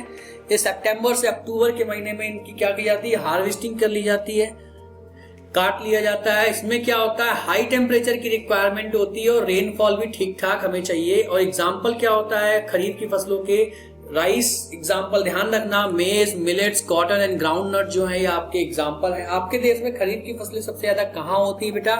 वेस्ट बंगाल है आपका, तमिलनाडु, आंध्रा, महाराष्ट्र, आसाम, यहाँ पे खरीफ की फसलें बहुत ज्यादा देखने को मिलने वाली है। आगे देखते हैं बेटा, ज़ैद की फसलें क्या होती हैं? ये वो फसलें होती हैं जो कि बिटवीन सीजन में यानी कि इन बिटवीन में होती है। रबी और खरीफ के बीच में जो समय बच जाता है मार्च से जून तक का, उस समय आपको कौन सी फसलें देखने को मिलेंगी? ज़ैद की फसलें देखने को मिलेंगी बच्चों। उसी चीज के बारे में शॉर्ट ड्यूरेशन क्रॉप्स होती हैं। गर्मी का माहौल, गर्मी का वेदर चाहिए होता है इनको। और एग्जाम्पल के तौर पे बात करी जाए तो watermelon, musk melon, cucumber and vegetables जो आपको देखने को मिलने वाली है। ये चीजें आपको अच्छे से पढ़ना है, ध्यान रखना है बेटा, एग्जाम में पूछा गया क्वेश्चन है ये। आगे इंपॉर्टेंट हॉर्टिकल्चर क्रॉप्स कौन कौन सी हैं आपके देश में, आपको पता होना चाहिए। फ्रूट्स में जैसे कि मैंगो पूछा क्या गया है, मैंगो का कल्टीवेशन सबसे ज्यादा कहाँ पे होता है? यूपी में होता है। बनाना सबसे ज्यादा कहाँ होता है? तमिलनाडु में। एप्पल सबसे ज्यादा कहाँ होता है? जम्मू कश्मीर में। और अंगूर कहाँ पे होता है सबसे ज्यादा? महाराष्ट्र में। वेजिटेबल्स में ध्यान रखना बेटा, आलू का सबसे ज्यादा प्रोडक्शन कहाँ होता है? यूपी में। टमाटो का सबसे ज्यादा प्रोडक्शन कहाँ होता है? कर्नाटक में होता है। और अनियन का सबसे ज्यादा प्रोडक्शन कहाँ होता है? महाराष्ट्र में होता है। स्पाइसेस की बात करें, कार्डमम की बात हो रही है, केरल में होगा। ब्लैक पेपर, काली मिर्च सबसे ज्यादा कहाँ होती है? कर्नाटका। और चिली सबसे ज्यादा कहाँ होती है? आंध्र प्रदेश में। और भी कई सारी आपकी हॉर्टिकल्चर्स में आती है, जैसे मेडिसिनल जो आपकी बेसिकली क्रॉप्स होती हैं, फसल होती है। आप आज के समय में एलोवेरा हो गया, नीम हो गया, तुलसी हो गया, ये भी ध्यान रखना चाहो तो रख सकते हो आप। आगे बढ़ते हैं बच्चों, इंपॉर्टेंट आपका इस चैप्टर का आखिरी टॉपिक क्या लिखा हुआ है? इंस्टीट्यूशनल रिफॉर्म्स किए गए, टेक्नोलॉजिकल एडवांसमेंट लाई गई एग्रीकल्चर में और ज्यादा अच्छे से प्रमोट करने के लिए। क्या लिखा हुआ है? टेक्नोलॉजिकल रिफॉर्म्स, मॉडर्न टेक्निक्स में क्या क्या लाए गए? हाई यील्डिंग वैरायटी सीड्स का इस्तेमाल किया गया ताकि प्रोडक्टिविटी बढ़ाई जा सके। मैकेनिज्म क्या किया गया? और ज्यादा अच्छा किया गया। मशीनराइजेशन किया गया, मशीन्स का इंट्रोडक्शन किया गया हद से ज्यादा। ट्रैक्टर्स का इस्तेमाल किया गया, हार्वेस्टर इंट्रोड्यूस किए गए और इरिगेशन पंप्स का इंट्रोडक्शन किया गया बच्चों। सॉरी, आगे क्या लिखा हुआ है? Use of chemical fertilisers and pesticides का इस्तेमाल किया गया, प्रयोग किया गया। क्यों किया गया? ताकि क्रॉप यील्ड को कीड़े लगने से बचाया जा सके। इरिगेशन फैसिलिटीज जैसे कि एक्सपेंशन ऑफ कैनाल किया गया, एक्सपेंशन किया गया, बढ़ाया गया बहुत ज्यादा कैनाल्स को। नहर, कैनाल्स मतलब नहर होता है। ट्यूबवेल्स का इंट्रोडक्शन हुआ, बहुत ब्रॉडर लेवल में हुआ। ड्रिप इरिगेशन सिस्टम के इंट्रोड्यूस किया गया। और कई सारे इंस्टीट्यूशनल रिफॉर्म्स भी आपके देश में देखने को मिले, जैसे कि लैंड रिफॉर्म्स लाए गए। क्या लाए गए? लैंड रिफॉर्म्स आजादी के बाद लाए गए, समय समय पे लाए गए, जिसमें बात करी गई जमींदारी सिस्टम जो चल रहा था उसके तहत प्रोवाइड करी गई जो जमीन है किसको? जो छोटे किसान होते थे उनको। जैसे कि याद करो, भूदान, ग्रामदान आपके एग्जाम में दिया, इसी चैप्टर में दिया गया है।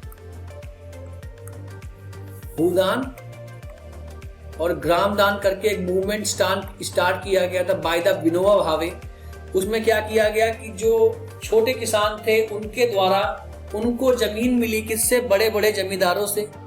आगे क्या लिखा हुआ? एमएसपी को इंट्रोड्यूस किया गया। फुल फॉर्म याद रखना, फुल फॉर्म होता है मिनिमम सपोर्ट प्राइस, जिससे क्या किया गया? इंश्योर किया गया कि जो किसान हैं उनको फेयर प्राइसेस मिल सकें। सब्सिडीज दी गई, किसमें? फर्टिलाइजर्स में, सीड्स में और पेस्टिसाइड्स में।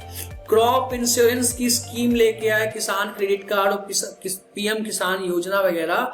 ये कुछ इनिशिएटिव्स हैं जिससे खेती को और ज्यादा इनोवेटिव और ज्यादा एनकरेज किया गया आपके देश में। ठीक है बच्चों, ये एग्रीकल्चर चैप्टर आपका कंप्लीट हो गया है।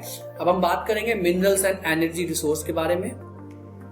चैप्टर 5 आपका मिनरल्स एंड एनर्जी रिसोर्स के बारे में बात करता है। यहाँ पे हम लोग बात करने वाले हैं कई प्रकार के मिनरल्स, फेरस मिनरल्स क्या होते हैं, नॉन फेरस क्या होते हैं, मेटालिक क्या होते हैं, नॉन मेटालिक क्या होते हैं, एनर्जी रिसोर्स क्या होते हैं। इस चैप्टर में हम इन सब चीजों के बारे में डिस्कस करने वाले हैं बच्चों।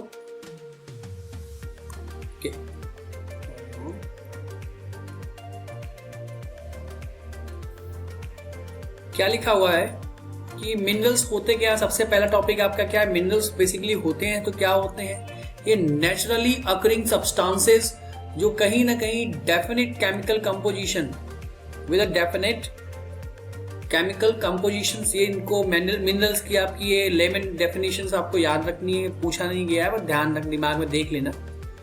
क्या लिखा हुआ है, they are found in rocks and extracted through the mining. Minerals are essential for making various products like metals, fuels and the construction material। आपके देश में इनका, आपके देश में नहीं कहूंगा, हर देश में इनका एक बहुत ज्यादा इंपॉर्टेंट रोल होता है मिनरल्स का। आगे बढ़ते हैं। क्या लिखा, क्लासिफिकेशन की बात करें, क्वेश्चन पूछा गया क्लासिफिकेशन के ऊपर बच्चों। मेटालिक मिनरल्स में बेसिकली बेटा ध्यान रखना फेरस और नॉन फेरस होते हैं। मेटालिक में दो होते हैं, एक होते हैं फेरस और दूसरे होते हैं नॉन फेरस। फेरस मतलब पहले होते हैं, फेरस मतलब वो कि जिनमें लोहा पाया जाता है, आयरन कंटेन होता है, जैसे कि आयरन और मैग्नीज एंड क्रोमाइट जो हैं आपके क्या हैं, ये आपके वो हैं फेरस मिनरल्स हैं। इनसे क्या किया जाता है, मेकिंग स्टील बेसिकली। और कहाँ कहाँ पाए जाते हैं, उड़ीसा में, झारखंड में, छत्तीसगढ़, कर्नाटक में आपको देखने को मिलेंगे। जो आगे देखने को मिलता है, मैग्नीज का इस्तेमाल कहाँ पे किया जाता है बच्चों, स्टील प्रोडक्शन में, और बैटरी के जो प्रोडक्शन होता है उसमें बहुत इसका इस्तेमाल होता है। फाउंड कहाँ पे मिलता है आपके देश में मैग्नीज, ये मिलेगा आपको एमपी, महाराष्ट्र और कर्नाटका के कुछ रीजन है वहां पे। और क्रोमाइट का इस्तेमाल भी किसमें किया जाता है, स्टेनलेस इंडस्ट्री जो है आपकी, स्टेनलेस स्टील को बनाने के लिए क्रोमाइट का इस्तेमाल भी किया जाता है। और मेनली आपको ये देखने को कहाँ मिलने वाली है, ओडिशा के जो क्षेत्र है वहां पे देखने को मिलने वाली है। ठीक है, देखते हैं आप नॉन फेरस मिनरल्स कौन से होते हैं। भाई बहुत से ऐसे मिनरल्स जो होते हैं जिनमें लोहा नहीं पाया जाता, फिर भी वो मिनरल है, वो धातु होते हैं, मेटालिक होते हैं। तो वो कौन कौन से हैं बच्चों, जैसे कि कॉपर, बॉक्साइट और लेड या जिंक आपके जो होते हैं, ये क्या होते हैं, ये भी आपके मेटालिक में ही आते हैं, but they are not the ferrous minerals. अब कॉपर का यूज नॉर्मली आप देखते हो इलेक्ट्रिकल इंडस्ट्री में बहुत होता है। बॉक्साइट जो है एल्यूमिनियम, इसका भी इस्तेमाल आपका इलेक्ट्रॉनिक इंडस्ट्री में बहुत किया जाता है। लेड और जिंक का इस्तेमाल बैटरी में को बनाने में बहुत ज्यादा किया जाता है। ये आपके कुछ मेटालिक मिनरल्स के टाइप्स हैं बच्चों। अब नॉन मेटालिक भी होते हैं, क्योंकि आपके एनवायरमेंट में हर वो मिनरल सिर्फ मेटालिक ही नहीं होगा, बहुत सारे ऐसे मिनरल्स भी होते हैं बच्चे जो कि नॉन मेटालिक की कैटेगरी में आते हैं। जैसे कि कौन कौन से हो गए, लाइमस्टोन हो गया, ये एक नॉर्मल सी लिस्ट है, बहुत बड़ी लिस्ट है। इसके अलावा भी आपके एग्जाम के लिए जितना मतलब का आप उतना जानते चलो। लाइमस्टोन हो गया, माइका हो गया या जिप्सम हो गया, ये क्या होते हैं, ये आपके नॉन मेटालिक मिनरल्स की कैटेगरी में आते हैं। कहाँ पे पाया जाता है आपको इतना जानने की जरूरत नहीं है, बट ध्यान रखना क्लासिफिकेशन में limestone, mica and gypsum basically ये नॉन मेटालिक की कैटेगरी में आते हैं, बस इतना आपको ध्यान रखना है। अब बात करते हैं आयरन ओर के बारे में बच्चों। आपके देश में कहाँ पे ये मेजर मिनरल्स आपके हैं और कहाँ कहाँ पे पाए जाते हैं, इसमें ध्यान रखना। इतना डेप्थ में इससे पूछा नहीं गया है, मैं आपको बता देता हूँ, इतना डेप्थ में इससे पूछा क्वेश्चन कभी नहीं गया, बट फिर भी पढ़ लो, पढ़ा देता हूँ, समझा देता हूँ। आयरन ओर बेसिकली आपको उड़ीसा, झारखंड, छत्तीसगढ़, कर्नाटका देखने को मिलेगा। स्टील प्रोडक्शन में देखने इसका इस्तेमाल किया जाता है। मैग्नीज का इस्तेमाल स्टील में किया जाता है और बैटरी बनाने में किया जाता है। कॉपर का इस्तेमाल इलेक्ट्रॉनिक वायर, जो आपके वायर्स होते हैं और यूटेंसिल्स होते हैं, इसमें किया जाता है। बॉक्साइट का इस्तेमाल एल्यूमिनियम बनाने में किया जाता है। लाइमस्टोन का इस्तेमाल सीमेंट इंडस्ट्री में किया जाता है। और माइका जो है कहीं ना कहीं ये क्या होता है, एक बहुत अच्छा इलेक्ट्रॉनिक इंडस्ट्री में भी इसका इस्तेमाल बहुत अच्छे तरीके से किया जाता है। ठीक है, एग्जाम के लिए जितना मतलब का उतना ध्यान रख लो, बस कहाँ पे क्या है मैप में पूछा गया है क्वेश्चन, वो बता दूंगा मैप के बारे में भी।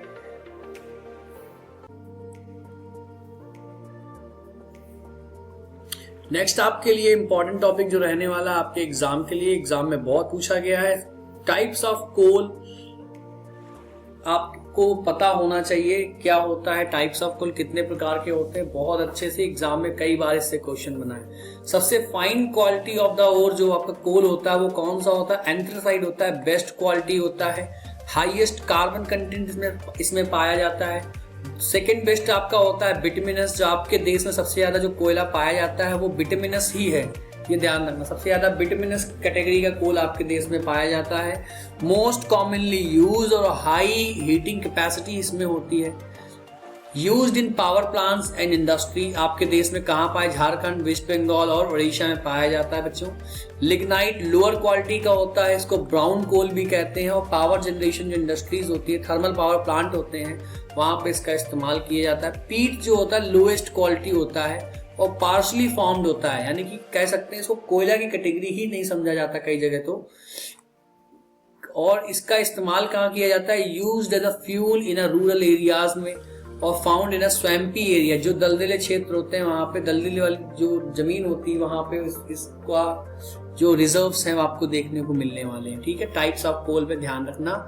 अब बेटा एक और भी चीज ध्यान रखना, जो सबसे अच्छा होगा कोयला, एंथ्रासाइट सबसे अच्छा है तो उसमें सबसे ज्यादा कार्बन कंटेंट भी पाया जाएगा। ठीक है, सबसे ज्यादा कार्बन कंटेंट किसमें पाया जाएगा? एंथ्रासाइट में। और सबसे ज्यादा मॉइस्चराइजेशन किसमें पाया जाएगा? पीट में। ठीक है, ध्यान रखना बच्चों इस चीज के बारे में। नेक्स्ट टॉपिक आपके एग्जाम के लिए जो इंपॉर्टेंट होने वाला है, और इंपॉर्टेंट नहीं कहूंगा, मोस्ट इंपॉर्टेंट होने वाला है, सिर्फ इंपॉर्टेंट कहना इसको इजी बहुत खराब रहेगा। मोस्ट इंपॉर्टेंट टॉपिक है आपके एग्जाम के लिए। क्या लिखा हुआ है? टाइप्स ऑफ यानी कन्वेंशनल सोर्स ऑफ एनर्जी। अब हम लोग बात करने वाले एनर्जी रिसोर्स के बारे में बच्चों, और मेनली 2 कैटेगरी में डिवाइड किया जाता है। एक होता है कन्वेंशनल और दूसरा होता है non conventional. Conventional source of energy बच्चों वो सोर्स होते हैं जो कहीं ना कहीं लंबे समय से हम उन सब चीजों का प्रयोग करते आ रहे हैं। एक लॉन्ग टर्म हमारे पास उसके पास उसका यूज करने का एक्सपीरियंस हो चुका है। एग्जाम्पल के तौर पे coal, petroleum, natural gases, hydro electric powers, ये सब चीजें हम एक लॉन्ग टर्म यूज है, बहुत लंबे समय से इसका प्रयोग करते हम चले आ रहे हैं। अब क्या लिखा हुआ है? ये सब क्या होते हैं? कोयला जो होता है ये नॉन रिन्यूएबल होता है, हाई पोल्यूशन इससे निकलता है, बिल्कुल निकलता है।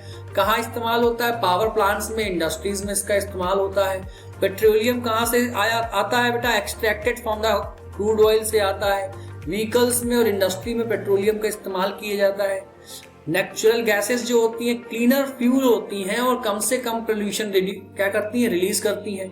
कुकिंग इंडस्ट्री में और इलेक्ट्रिसिटी के लिए इसका इस्तेमाल कर रहे होते हैं। और हाइड्रो इलेक्ट्रिसिटी क्या होती है? Use water to generate the electricity, और ये सबसे ज्यादा एनवायरमेंट फ्रेंडली भी होती हैं। बेटा ध्यान रखना, मैं फिर से बोल रहा हूं यहाँ पे, कन्वेंशनल सोर्स ऑफ एनर्जी की जब हम बात करेंगे तो वो सोर्स ऑफ एनर्जी जो कहीं ना कहीं बहुत लंबे समय से जिनका प्रयोग हम करते चले आ रहे हैं। ठीक है, दूसरा है आपका non conventional source of energy, जो हमारे लिए अभी नए हैं और जो नए के साथ साथ रीन्यूएबल भी हैं, जिनको हम रीजनरेट भी कर सकते हैं, बार बार उसका प्रयोग हम कर सकते हैं।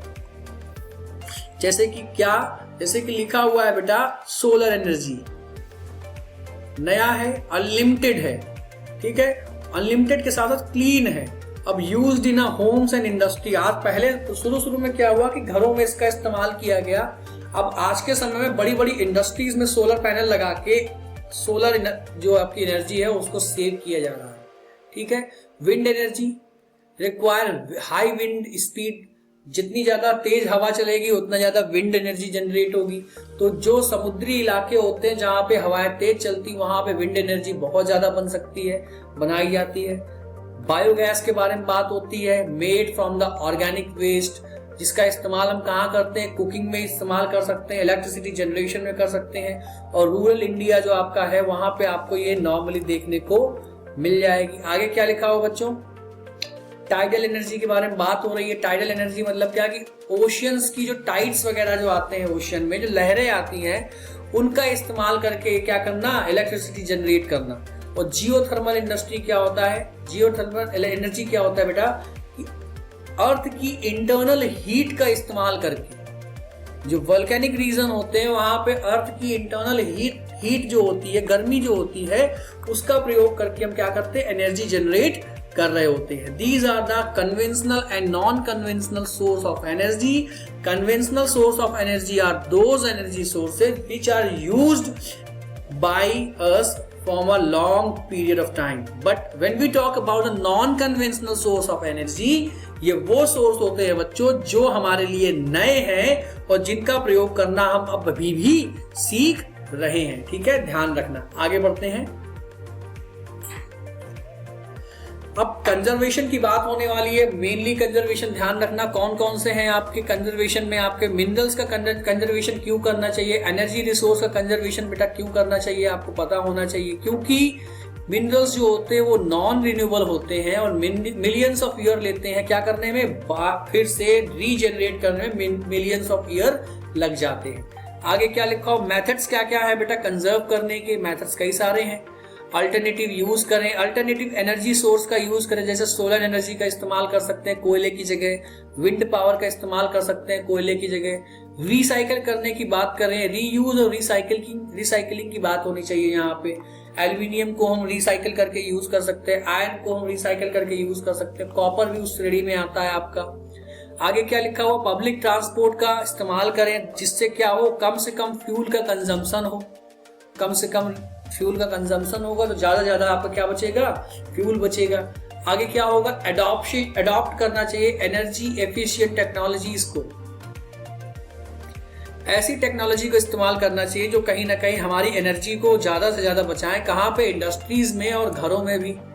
इम्प्लीमेंट करना चाहिए स्ट्रिक्टर माइनिंग रेगुलेशन, देश में कड़े नियम बनाने चाहिए माइनिंग से रिलेटेड। ये आपका चैप्टर, कुछ इंपॉर्टेंट टॉपिक जो हम लोगों ने डिस्कस किए आपको रिवाइज करना पड़ेगा, कर लीजिएगा।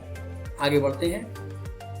आपका नेक्स्ट चैप्टर जो है आपका मैन्युफैक्चरिंग इंडस्ट्री रहने वाला है बच्चों। इसमें बहुत सारे आपके बेसिकली टॉपिक रहने वाले हैं और इजी हैं। ये भी चैप्टर भी इजी मिलेगा, सब पढ़े बैठे हो आप, वैसे हम सिर्फ आपको रिवाइज कराते चलेंगे।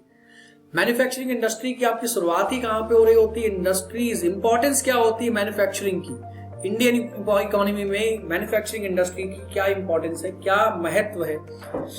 किसी भी देश की इकोनॉमिक ग्रोथ के लिए बेटा इंडस्ट्री जो है बहुत ज्यादा बड़ा रोल प्ले करती है। मैन्युफैक्चरिंग बहुत बड़ा रोल प्ले करती है। क्यों? क्योंकि जीडीपी को बूस्ट करने में इंडस्ट्री का रोल होता है, मैन्युफैक्चरिंग का रोल होता है।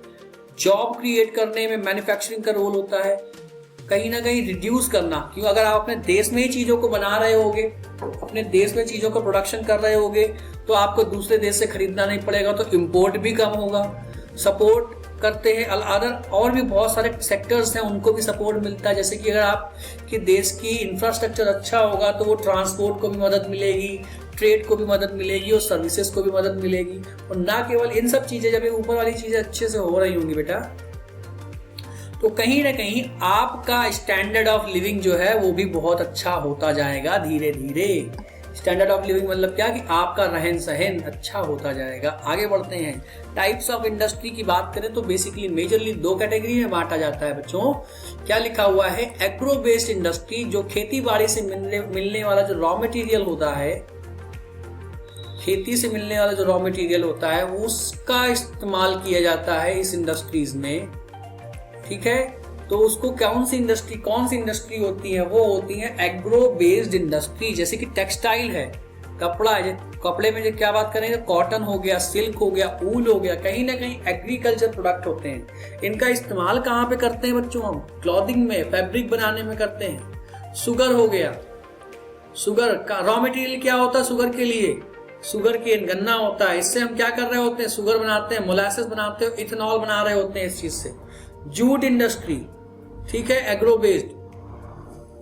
जूट हमें मिलता है कहां से, जो रॉ मटेरियल इसका जूट होता है, जिससे हम क्या कर रहे होते हैं, इससे मैट्स बनाते हैं, बैग्स बनाते हैं, रोप्स बनाते हैं। फूड प्रोसेसिंग इंडस्ट्री, आप देखते हो, आप लोग बहुत ज्यादा एंजॉय करोगे, गर्मी आ चुकी है, फ्रूटी एंड माजा दुनिया भर की चीजें आप देखते हो।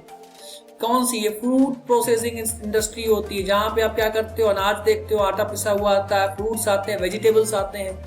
आप यूज कहाँ पे है, पैकेज्ड फूड आप देखते हो, जूस देखते हो, डेयरी प्रोडक्ट्स देखते हो। ये किस इंडस्ट्री का पार्ट है, एग्रो बेस्ड इंडस्ट्री। वो इंडस्ट्री जो खेती या खेती से जुड़ी हुई चीजों से या खेती से जुड़े हुए रॉ मटेरियल का इस्तेमाल करके हमको फाइनल प्रोडक्ट प्रोवाइड कर रही होती है। ठीक है बच्चों, आगे बढ़ते हैं।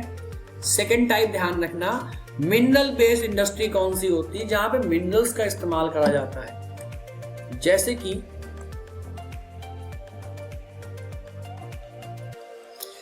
कि लिखा हुआ है आयरन और स्टील इंडस्ट्री। इसके लिए रॉ मटेरियल क्या होता है बेटा, आयरन ओर हो गया, कोल हो गया, लाइमस्टोन हो गया, ये इसके लिए रॉ मटेरियल है।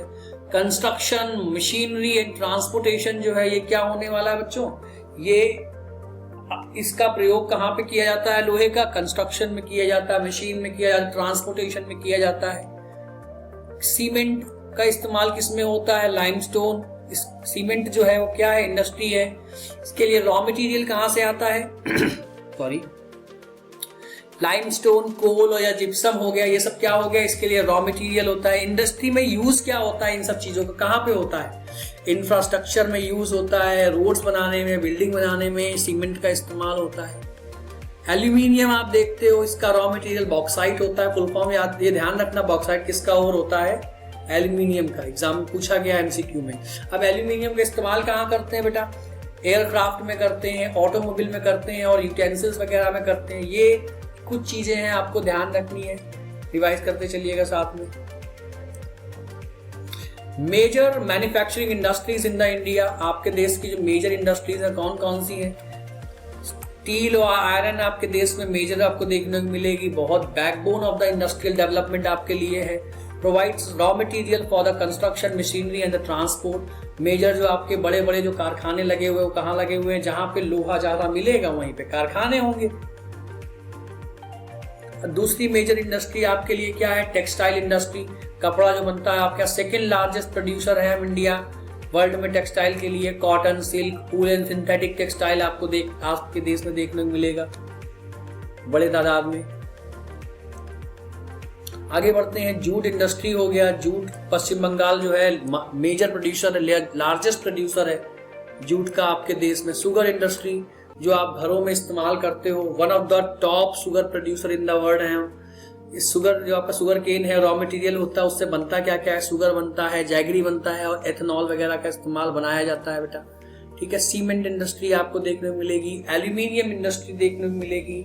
इंडस्ट्रियल पॉल्यूशन से बात करते हैं, मेन आपके इंपॉर्टेंट टॉपिक जो इस चैप्टर का होने वाला है। एक और इंडस्ट्रियल पोल्यूशन, जैसे कि एयर पोल्यूशन हम करते हैं। अब कई सारी जो फैक्ट्री है उनमें मशीन चलेंगी, धुआं उड़ेगा और वो क्या हो रहा होगा, स्मोक जो है वो फैक्ट्री से निकलने वाला स्मोक है, बर्निंग फॉसिल फ्यूल है, टॉक्सिक गैसेज हैं, वो सीधे सीधे हवा में मिलते हैं और कहीं ना कहीं वो इफेक्ट क्या डाल रहे होते हैं, हमारे रेस्पिरेटरी डिवाइस जो आपके सिस्टम है, जो श्वसन क्रिया है, सांस लेने की दिक्कत होने लगती है हमको, एसिड रेन वाली दिक्कत देखने को मिलती है। ग्लोबल वार्मिंग बहुत बड़ा एक रीजन है।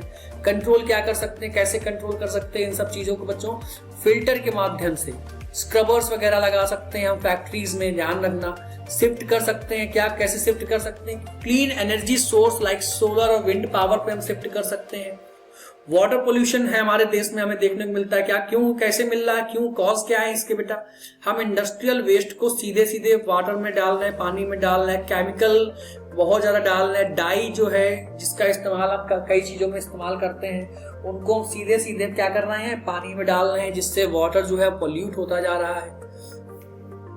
उसका इफेक्ट हमें क्या मिलता है कि कहीं ना कहीं हम एक्वेटिक जो लाइफ होती है, पानी के में जो रहने वाले जो जीव जंतु होते हैं उनको बहुत नुकसान हो रहा होता है।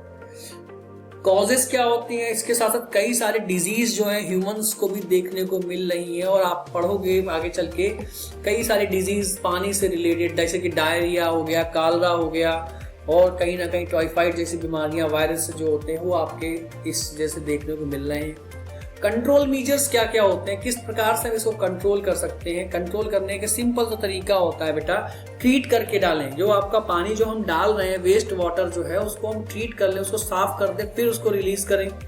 इको फ्रेंडली केमिकल्स का इस्तेमाल करें इंडस्ट्री में, जिससे हमारी इंडस्ट्री से कम पॉल्यूशन निकले और पानी को कम से कम पॉल्यूट करें। आगे क्या लिखा हुआ, लैंड पॉल्यूशन बेटा, डंपिंग करना हद से ज्यादा इंडस्ट्रियल वेस्ट को कहाँ पे, जमीन पे। माइनिंग एक्टिविटी, ये कहीं ना कहीं लैंड पॉल्यूशन को क्या करती है, बहुत ज्यादा बढ़ाती है। इफेक्ट्स क्या क्या होते हैं बेटा लैंड जो आपके पोल्यूशन हो रहा है उससे सॉइल की जो फर्टिलिटी होती है वो रिड्यूस होती है। इसके साथ साथ इफेक्ट्स एग्रीकल्चर पे भी इसका इफेक्ट बहुत देखने को मिलता है, एडवर्स इफेक्ट देखने को मिलता है। कंट्रोल मेजर्स क्या है, हमें प्रॉपर वेस्ट मैनेजमेंट ध्यान रखना पड़ेगा। रिसाइकलिंग प्रोडक्ट्स, जो रिसाइकलिंग ट्रीटमेंट प्लांट्स होते हैं उनको हमें लगाना पड़ेगा अच्छे से ताकि रिसाइकल हो सके चीजें। यूज करना पड़ेगा बायोडिग्रेडेबल मटेरियल्स, जिससे हमारी जो प्लास्टिक, जैसे कि प्लास्टिक की जगह हमें बायोडिग्रेडेबल मटेरियल्स यूज करना होगा, जिससे हमारा लैंड पोल्यूशन जो है वो कम से कम हो सके। अब नॉइस पोल्यूशन भी एक बहुत बड़ा रीजन हो जाता है आपके लिए। हैवी मशीनरी का यूज करते हैं उससे बहुत शोर आता है, फैक्ट्री ऑपरेशंस होते हैं उससे शोर आता है, बड़े बड़े साइरेंस होते हैं उससे शोर आता है। इससे इफेक्ट क्या होता है, सुनने में दिक्कत आने लगती है, स्ट्रेस की प्रॉब्लम हमें देखने को मिलती है बच्चों। अब कैसे इनको कंट्रोल कर सकते हैं, साउंड प्रूफ मिक्स जो आपकी मशीनरी होती है उसका इस्तेमाल करें, एनक्लोजर्स वगैरह का इस्तेमाल किया जा सकता है, और plant trees around the industrial areas as a green barriers. हम ट्रीज को लगा सकते हैं जिससे ग्रीन बैरियर, जो पेड़ है वो क्या करेंगे, एक एज अ बैरियर के रूप में काम करेंगे और नॉइस पोल्यूशन को कम करने में हमारी मदद करेंगे। ठीक है बेटा, तो चैप्टर नंबर 6 भी आपका कंप्लीट हो गया। 7th चैप्टर बात करते हैं life line of the national economy, आखिरी चैप्टर आपकी ज्योग्राफी का। बहुत ज्यादा डेप्थ में नहीं जाऊंगा, इजिली जो जो चीजें आपको ध्यान रखनी है सुनते चलिएगा। Life line of national economy की जब हम बात करेंगे तो ट्रांसपोर्टेशन सिस्टम के बारे में बात होने वाली है। आप जब ट्रांसपोर्ट की बात करेंगे तो इसमें रोडवेज भी होंगी, उसमें रेलवेज भी होंगी, waterways, Airways and the pipelines. सबसे पहले हम बात करते हैं रोडवेज, जो backbone of the India's transport system. आपके देश में जो आपके देश के ट्रांसपोर्ट सिस्टम की जो बैकबोन है वो रोडवेज ही है एक प्रकार से। और क्या लिखा हुआ है, अलग अलग प्रकार की आपको चीजें देखने को मिलेंगी आपके देश में। क्या लिखे हैं बच्चे, देखो नेशनल हाईवेज दिखेंगे जो कहीं ना कहीं मेजर सिटीज को कनेक्ट करते हैं आपस में, स्टेट्स को कनेक्ट करते हैं आपस में। स्टेट हाईवेज दिखेंगे जो अलग अलग स्टेट्स के जिलों को कनेक्ट कर रहे होते हैं आपस में। डिस्ट्रिक्ट रोड जो गांव और टाउन्स को आपस में कनेक्ट करते हैं। विलेज रोड जो अलग अलग एरियाज को कनेक्ट करते हैं, गांवों को कनेक्ट करते हैं शहरों से। बॉर्डर रोड वो रोड्स होती हैं जो बॉर्डर एरियाज को आपके नॉर्मल पब्लिक से क्या करते हैं, कनेक्ट करते हैं। और बॉर्डर रोड बनाने की जो जिम्मेदारी होती है वो एक ऑर्गेनाइजेशन होता है, इसका नाम है BRO, border road organisation. Full form बेटा एग्जाम में पूछा गया है इसका। ठीक है, आगे लिखा हुआ है क्या, कुछ बड़े बड़े सुपर हाईवेज बनाए गए जिनमें से याद रखना गोल्डन क्वाड्रिलेटरल क्या है। गोल्डन क्वाड्रिलेटरल बेटा बताया जा रहा है मेजर रोड डेवलपमेंट प्रोजेक्ट्स जो कनेक्ट करता है इंडिया की 4 मेट्रो सिटीज को। कौन कौन सी वो 4 मेट्रो सिटीज हैं, यहाँ दिल्ली नॉर्थ में देखने को मिलेगा, वेस्ट में आपको मुंबई देखने को मिलेगा, साउथ में आपको चेन्नई देखने को मिलेगा और ईस्ट में आपको कलकत्ता देखने को मिलेगा। ये 4 बड़े मेजर मेट्रो सिटीज को कनेक्ट करता है आपका गोल्डन क्वाड्रिलेटरल, आप ध्यान रखना बच्चों। ठीक है, इसके साथ साथ लिखा हुआ नॉर्थ साउथ कॉरिडोर, जो नॉर्थ और साउथ कॉरिडोर है आप इसके बारे में ध्यान रखो। ये नॉर्थ को कश्मीर को नीचे कन्याकुमारी तक क्या करता है, जोड़ता है। और ईस्ट वेस्ट जो आपका जो है आपका वेस्ट ईस्ट वाला, ये पोरबंदर से, कहां से, गुजरात के पोरबंदर से असम के सिलचर तक ये जोड़ता है। ठीक है, नॉर्थ साउथ वेस्ट ईस्ट क्या है बेटा, ये कॉरिडोर है। एग्जाम में बहुत बार पूछा गया इससे रिलेटेड क्वेश्चन। ठीक है, किस लिए बनाया गया, ताकि कनेक्टिविटी को और ज्यादा अच्छे से किया जा सके, रिड्यूस किया जा सके टाइम ट्रैवल को। Time travel in the sense कि ट्रैवल टाइम को, बेसिकली टाइम ट्रैवल नहीं, ट्रैवल टाइम को, और ट्रेड को बढ़ाया जा सके। ठीक है बच्चों, आगे देखते हैं। रेलवे सेकेंडरी आपको देखने को मिलेगा आपके देश में।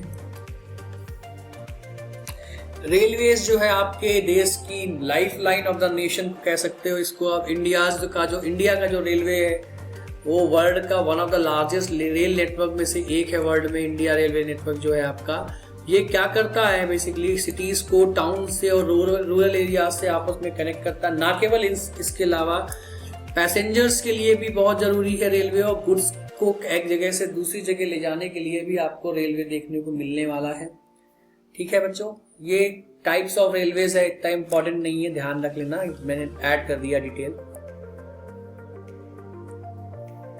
मेजर रेलवे जोन्स आपको देखने को मिलेंगे, northern, southern, eastern, western, central and बहुत सारे 17 से 18 रेलवे जोन्स हैं। सब याद करने की जरूरत नहीं है, पूछा कभी नहीं गया है, पर ध्यान रखना होता क्या है बेसिकली। ठीक है, अब प्रॉब्लम्स क्या है रेलवेज के लिए? बहुत ज्यादा ओवर क्राउडिंग एक बहुत बड़ी समस्या है। रेलवे के लिए ओवर क्राउडिंग जो है बहुत बड़ी समस्या है। डिले, जो आपकी जो यात्रा है वो डिले बहुत ज्यादा होती है, बहुत टाइम लगता है। आउटडेटेड इंफ्रास्ट्रक्चर बहुत है, ये भी एक बहुत बड़ा रीजन है बेटा, जो बड़ी समस्याओं में से एक है। आगे बढ़ते हैं, वाटरवेज की बात करते हैं बच्चों। वाटरवेज आपके देश में इको फ्रेंडली के साथ साथ कॉस्ट इफेक्टिव भी है। क्या लिखा हुआ है? Eco friendly plus cost effective mode of transport. Inland waterways आपको देखने को मिलेंगे आपके देश में, सी रूट्स भी देखने को मिलेंगे। आप ये याद रखना, एग्जाम में पूछा गया है नेशनल वाटरवेज नंबर 1 कहां से कहां तक है बेटा? इलाहाबाद से हल्दिया तक है, प्रयागराज से हल्दिया यानी कि कलकत्ता तक। ठीक है, ध्यान रखना इस चीज के बारे में है। आगे बढ़ते हैं बच्चों, क्या लिखा हुआ है? एडवांटेज क्या होते हैं वाटर ट्रांसपोर्ट के? एडवांटेज सिंपल सा, कॉस्ट इफेक्टिव होता है, फ्यूल इफिशियंट होता है, पॉल्यूशन फ्री होता है।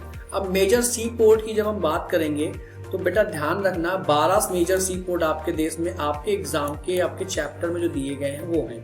कौन कौन से जो इंपॉर्टेंट है वो ध्यान रख लेना, उनमें से ध्यान रखो। मुंबई सी पोर्ट जो आपका है एक इम्पॉर्टेंट सी पोर्ट है। मैप की जब प्रैक्टिस कराऊंगा तो और अच्छे से ये चीज बताऊंगा बच्चों।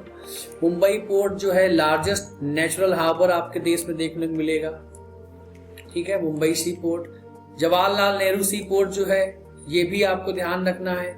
मैंगलोर सी पोर्ट हो गया, कोची सी पोर्ट हो गया, कांडला सी पोर्ट भी है एक तो गुजरात में।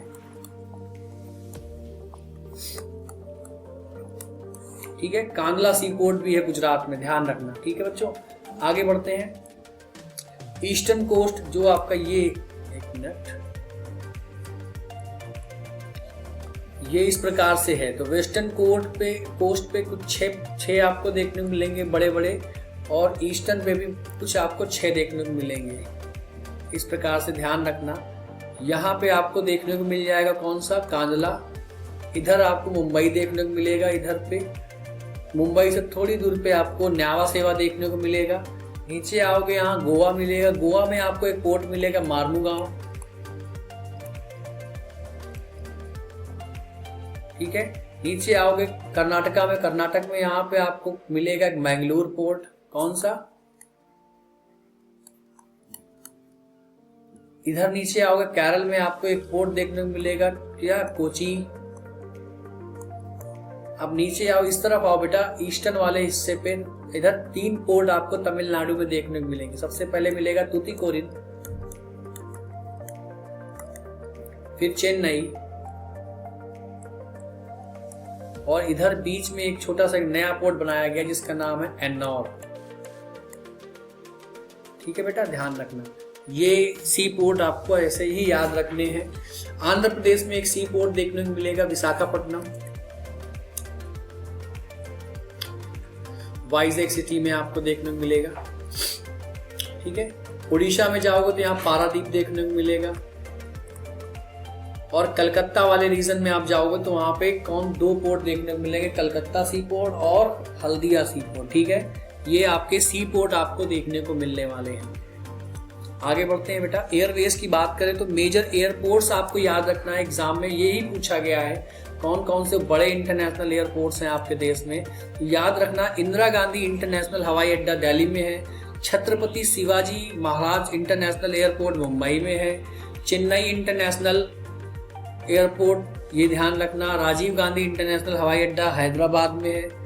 ठीक है, ये कुछ आपके इंपॉर्टेंट एयरपोर्ट है जिसके ऊपर से क्वेश्चन आपका बना है। ठीक है, नेताजी सुभाष चंद्र बोस इंटरनेशनल एयरपोर्ट कलकत्ता में है, लाल बहादुर शास्त्री इंटरनेशनल एयरपोर्ट बनारस में, चौधरी चरण सिंह इंटरनेशनल एयरपोर्ट लखनऊ में है। ये कुछ इंटरनेशनल एयरपोर्ट आपको याद रखने, एग्जाम में बहुत बार एग्जाम में मल्टीपल चॉइस क्वेश्चन पूछे गए इससे। अब बात करते हैं पाइपलाइंस के बारे में बच्चों। पाइपलाइंस का यूज बेसिकली क्या होता है?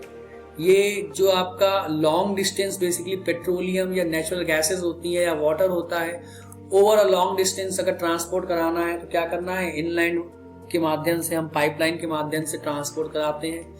मेजर पाइपलाइन आपको देखने को मिलेंगे आपके देश में, हजीरा, विजयनगर, जगदीशपुर गैस पाइपलाइन जो ट्रांसपोर्ट करती है नेचुरल गैस को, मुंबई हाई और दिल्ली पाइपलाइन जो है जो कैरी करती है क्रूड ऑयल को। यूज क्या होते हैं पाइपलाइन के बेटा, ट्रांसपोर्ट कराना किस चीज को, पेट्रोलियम को, ऑयल को, नेचुरल गैसेस को। रिड्यूस करना, क्या रिड्यूस करना, जो रोड एंड रेल के ऊपर जो आप हद से ज्यादा जो बोझ पड़ रहा है, लोड पड़ रहा है उसको, और कॉस्ट इफेक्टिव होती है, इसके साथ साथ इको फ्रेंडली भी होती है। आगे बढ़ते हैं बच्चों। इंटरनेशनल ट्रेड में आपको देखने को मिलेगा क्या, कई सारी गुड्स एंड सर्विसेज का हम क्या करते हैं, इंपोर्ट एक्सपोर्ट कर रहे होते हैं। मेजर एक्सपोर्ट क्या होता है इंडिया से, आपको ध्यान रखना है बच्चों। राइस हो गया, आपका कॉफी हो गया, स्पाइसेस हो गया, व्हीट हो गया, टेक्सटाइल में वुलन हो गया, कॉटन हो गया, सिल्क हो गया। ऑटोमोबाइल इंडस्ट्री के लिए भी हम लोग बहुत ज्यादा एक्सपोर्ट करते हैं, ऑटोमोबाइल इंडस्ट्री में भी। और मेजर इंपोर्ट क्या है इंडिया के लिए, लार्जेस्ट इंपोर्ट हम क्या करते हैं, क्रूड ऑयल को हम बहुत ज्यादा इंपोर्ट कर रहे हैं हम लोग। इसके साथ साथ हम ज्वेलरी बहुत ज्यादा इंपोर्ट करते हैं, मशीनरी हम बहुत ज्यादा इंपोर्ट करते हैं, जैसे कि कंप्यूटर हो गया, मोबाइल फोन्स हो गया। और ये क्या कर रहे होते हैं, ये चीजें करती क्या, इंटरनेशनल ट्रेड कहीं ना कहीं आपके देश के लिए, और ना केवल आपके देश के लिए, हर देश के लिए इंपॉर्टेंट होता है। ये आपकी जीडीपी के लिए हेल्प करते हैं, जॉब क्रिएशन में हेल्प करते हैं, स्ट्रेंथ करते हैं आपके ग्लोबल रिलेशन को भी। ठीक है, ध्यान रखना बच्चों इस चीज को। टूरिज्म इंडस्ट्री आपके चैप्टर का लास्ट टॉपिक आपको ध्यान रखना, और इससे एक छोटा सा एक ध्यान रखना, हेलीकॉप्टर सर्विसेज से रिलेटेड एक क्वेश्चन आता है। पवन हंस हेलीकॉप्टर सर्विसेज कौन सा है वो, पवन हंस।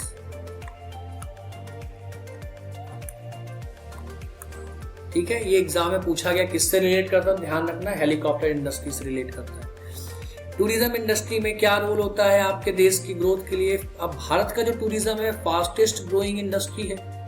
क्या देखने को मिल रहा है, इंपॉर्टेंस क्या है, जनरेट फॉरेन एक्सचेंज। भाई दूसरे देश के आपके यहाँ टूरिस्ट आएंगे, अपने देश की मुद्रा आपके यहाँ जमा करेंगे, आपकी करेंसी को यूज करेंगे तो फॉरेन एक्सचेंज बढ़ेगा, जॉब्स बढ़ेंगी क्योंकि होटल्स का यूज होगा, ट्रांसपोर्टेशन का यूज होगा, हैंडीक्राफ्ट्स का यूज होगा बहुत ज्यादा, कल्चर प्रमोट भी होता है, हेरिटेज एंड डाइवर्सिटी देखने को मिलती है। आपके देश की बहुत ज्यादा टूरिस्ट कौन सी वो टूरिस्ट अट्रैक्शन देखने को मिल रही है आपके देश में, जैसे कि मेजर टूरिस्ट अट्रैक्शन कौन सी है, आगरा का ताजमहल हो गया, जयपुर हो गया, राजस्थान के कई सारे फोर्ट और किले हो गए, गोवा का बीच व नाइट लाइफ, केरल का बैक वाटर, आयुर्वेदिक। अभी देखो महाकुंभ हुआ, कई सारे करोड़ों टूरिस्ट आपके देश में आए, करोड़ों विदेशी आपके देश में आए।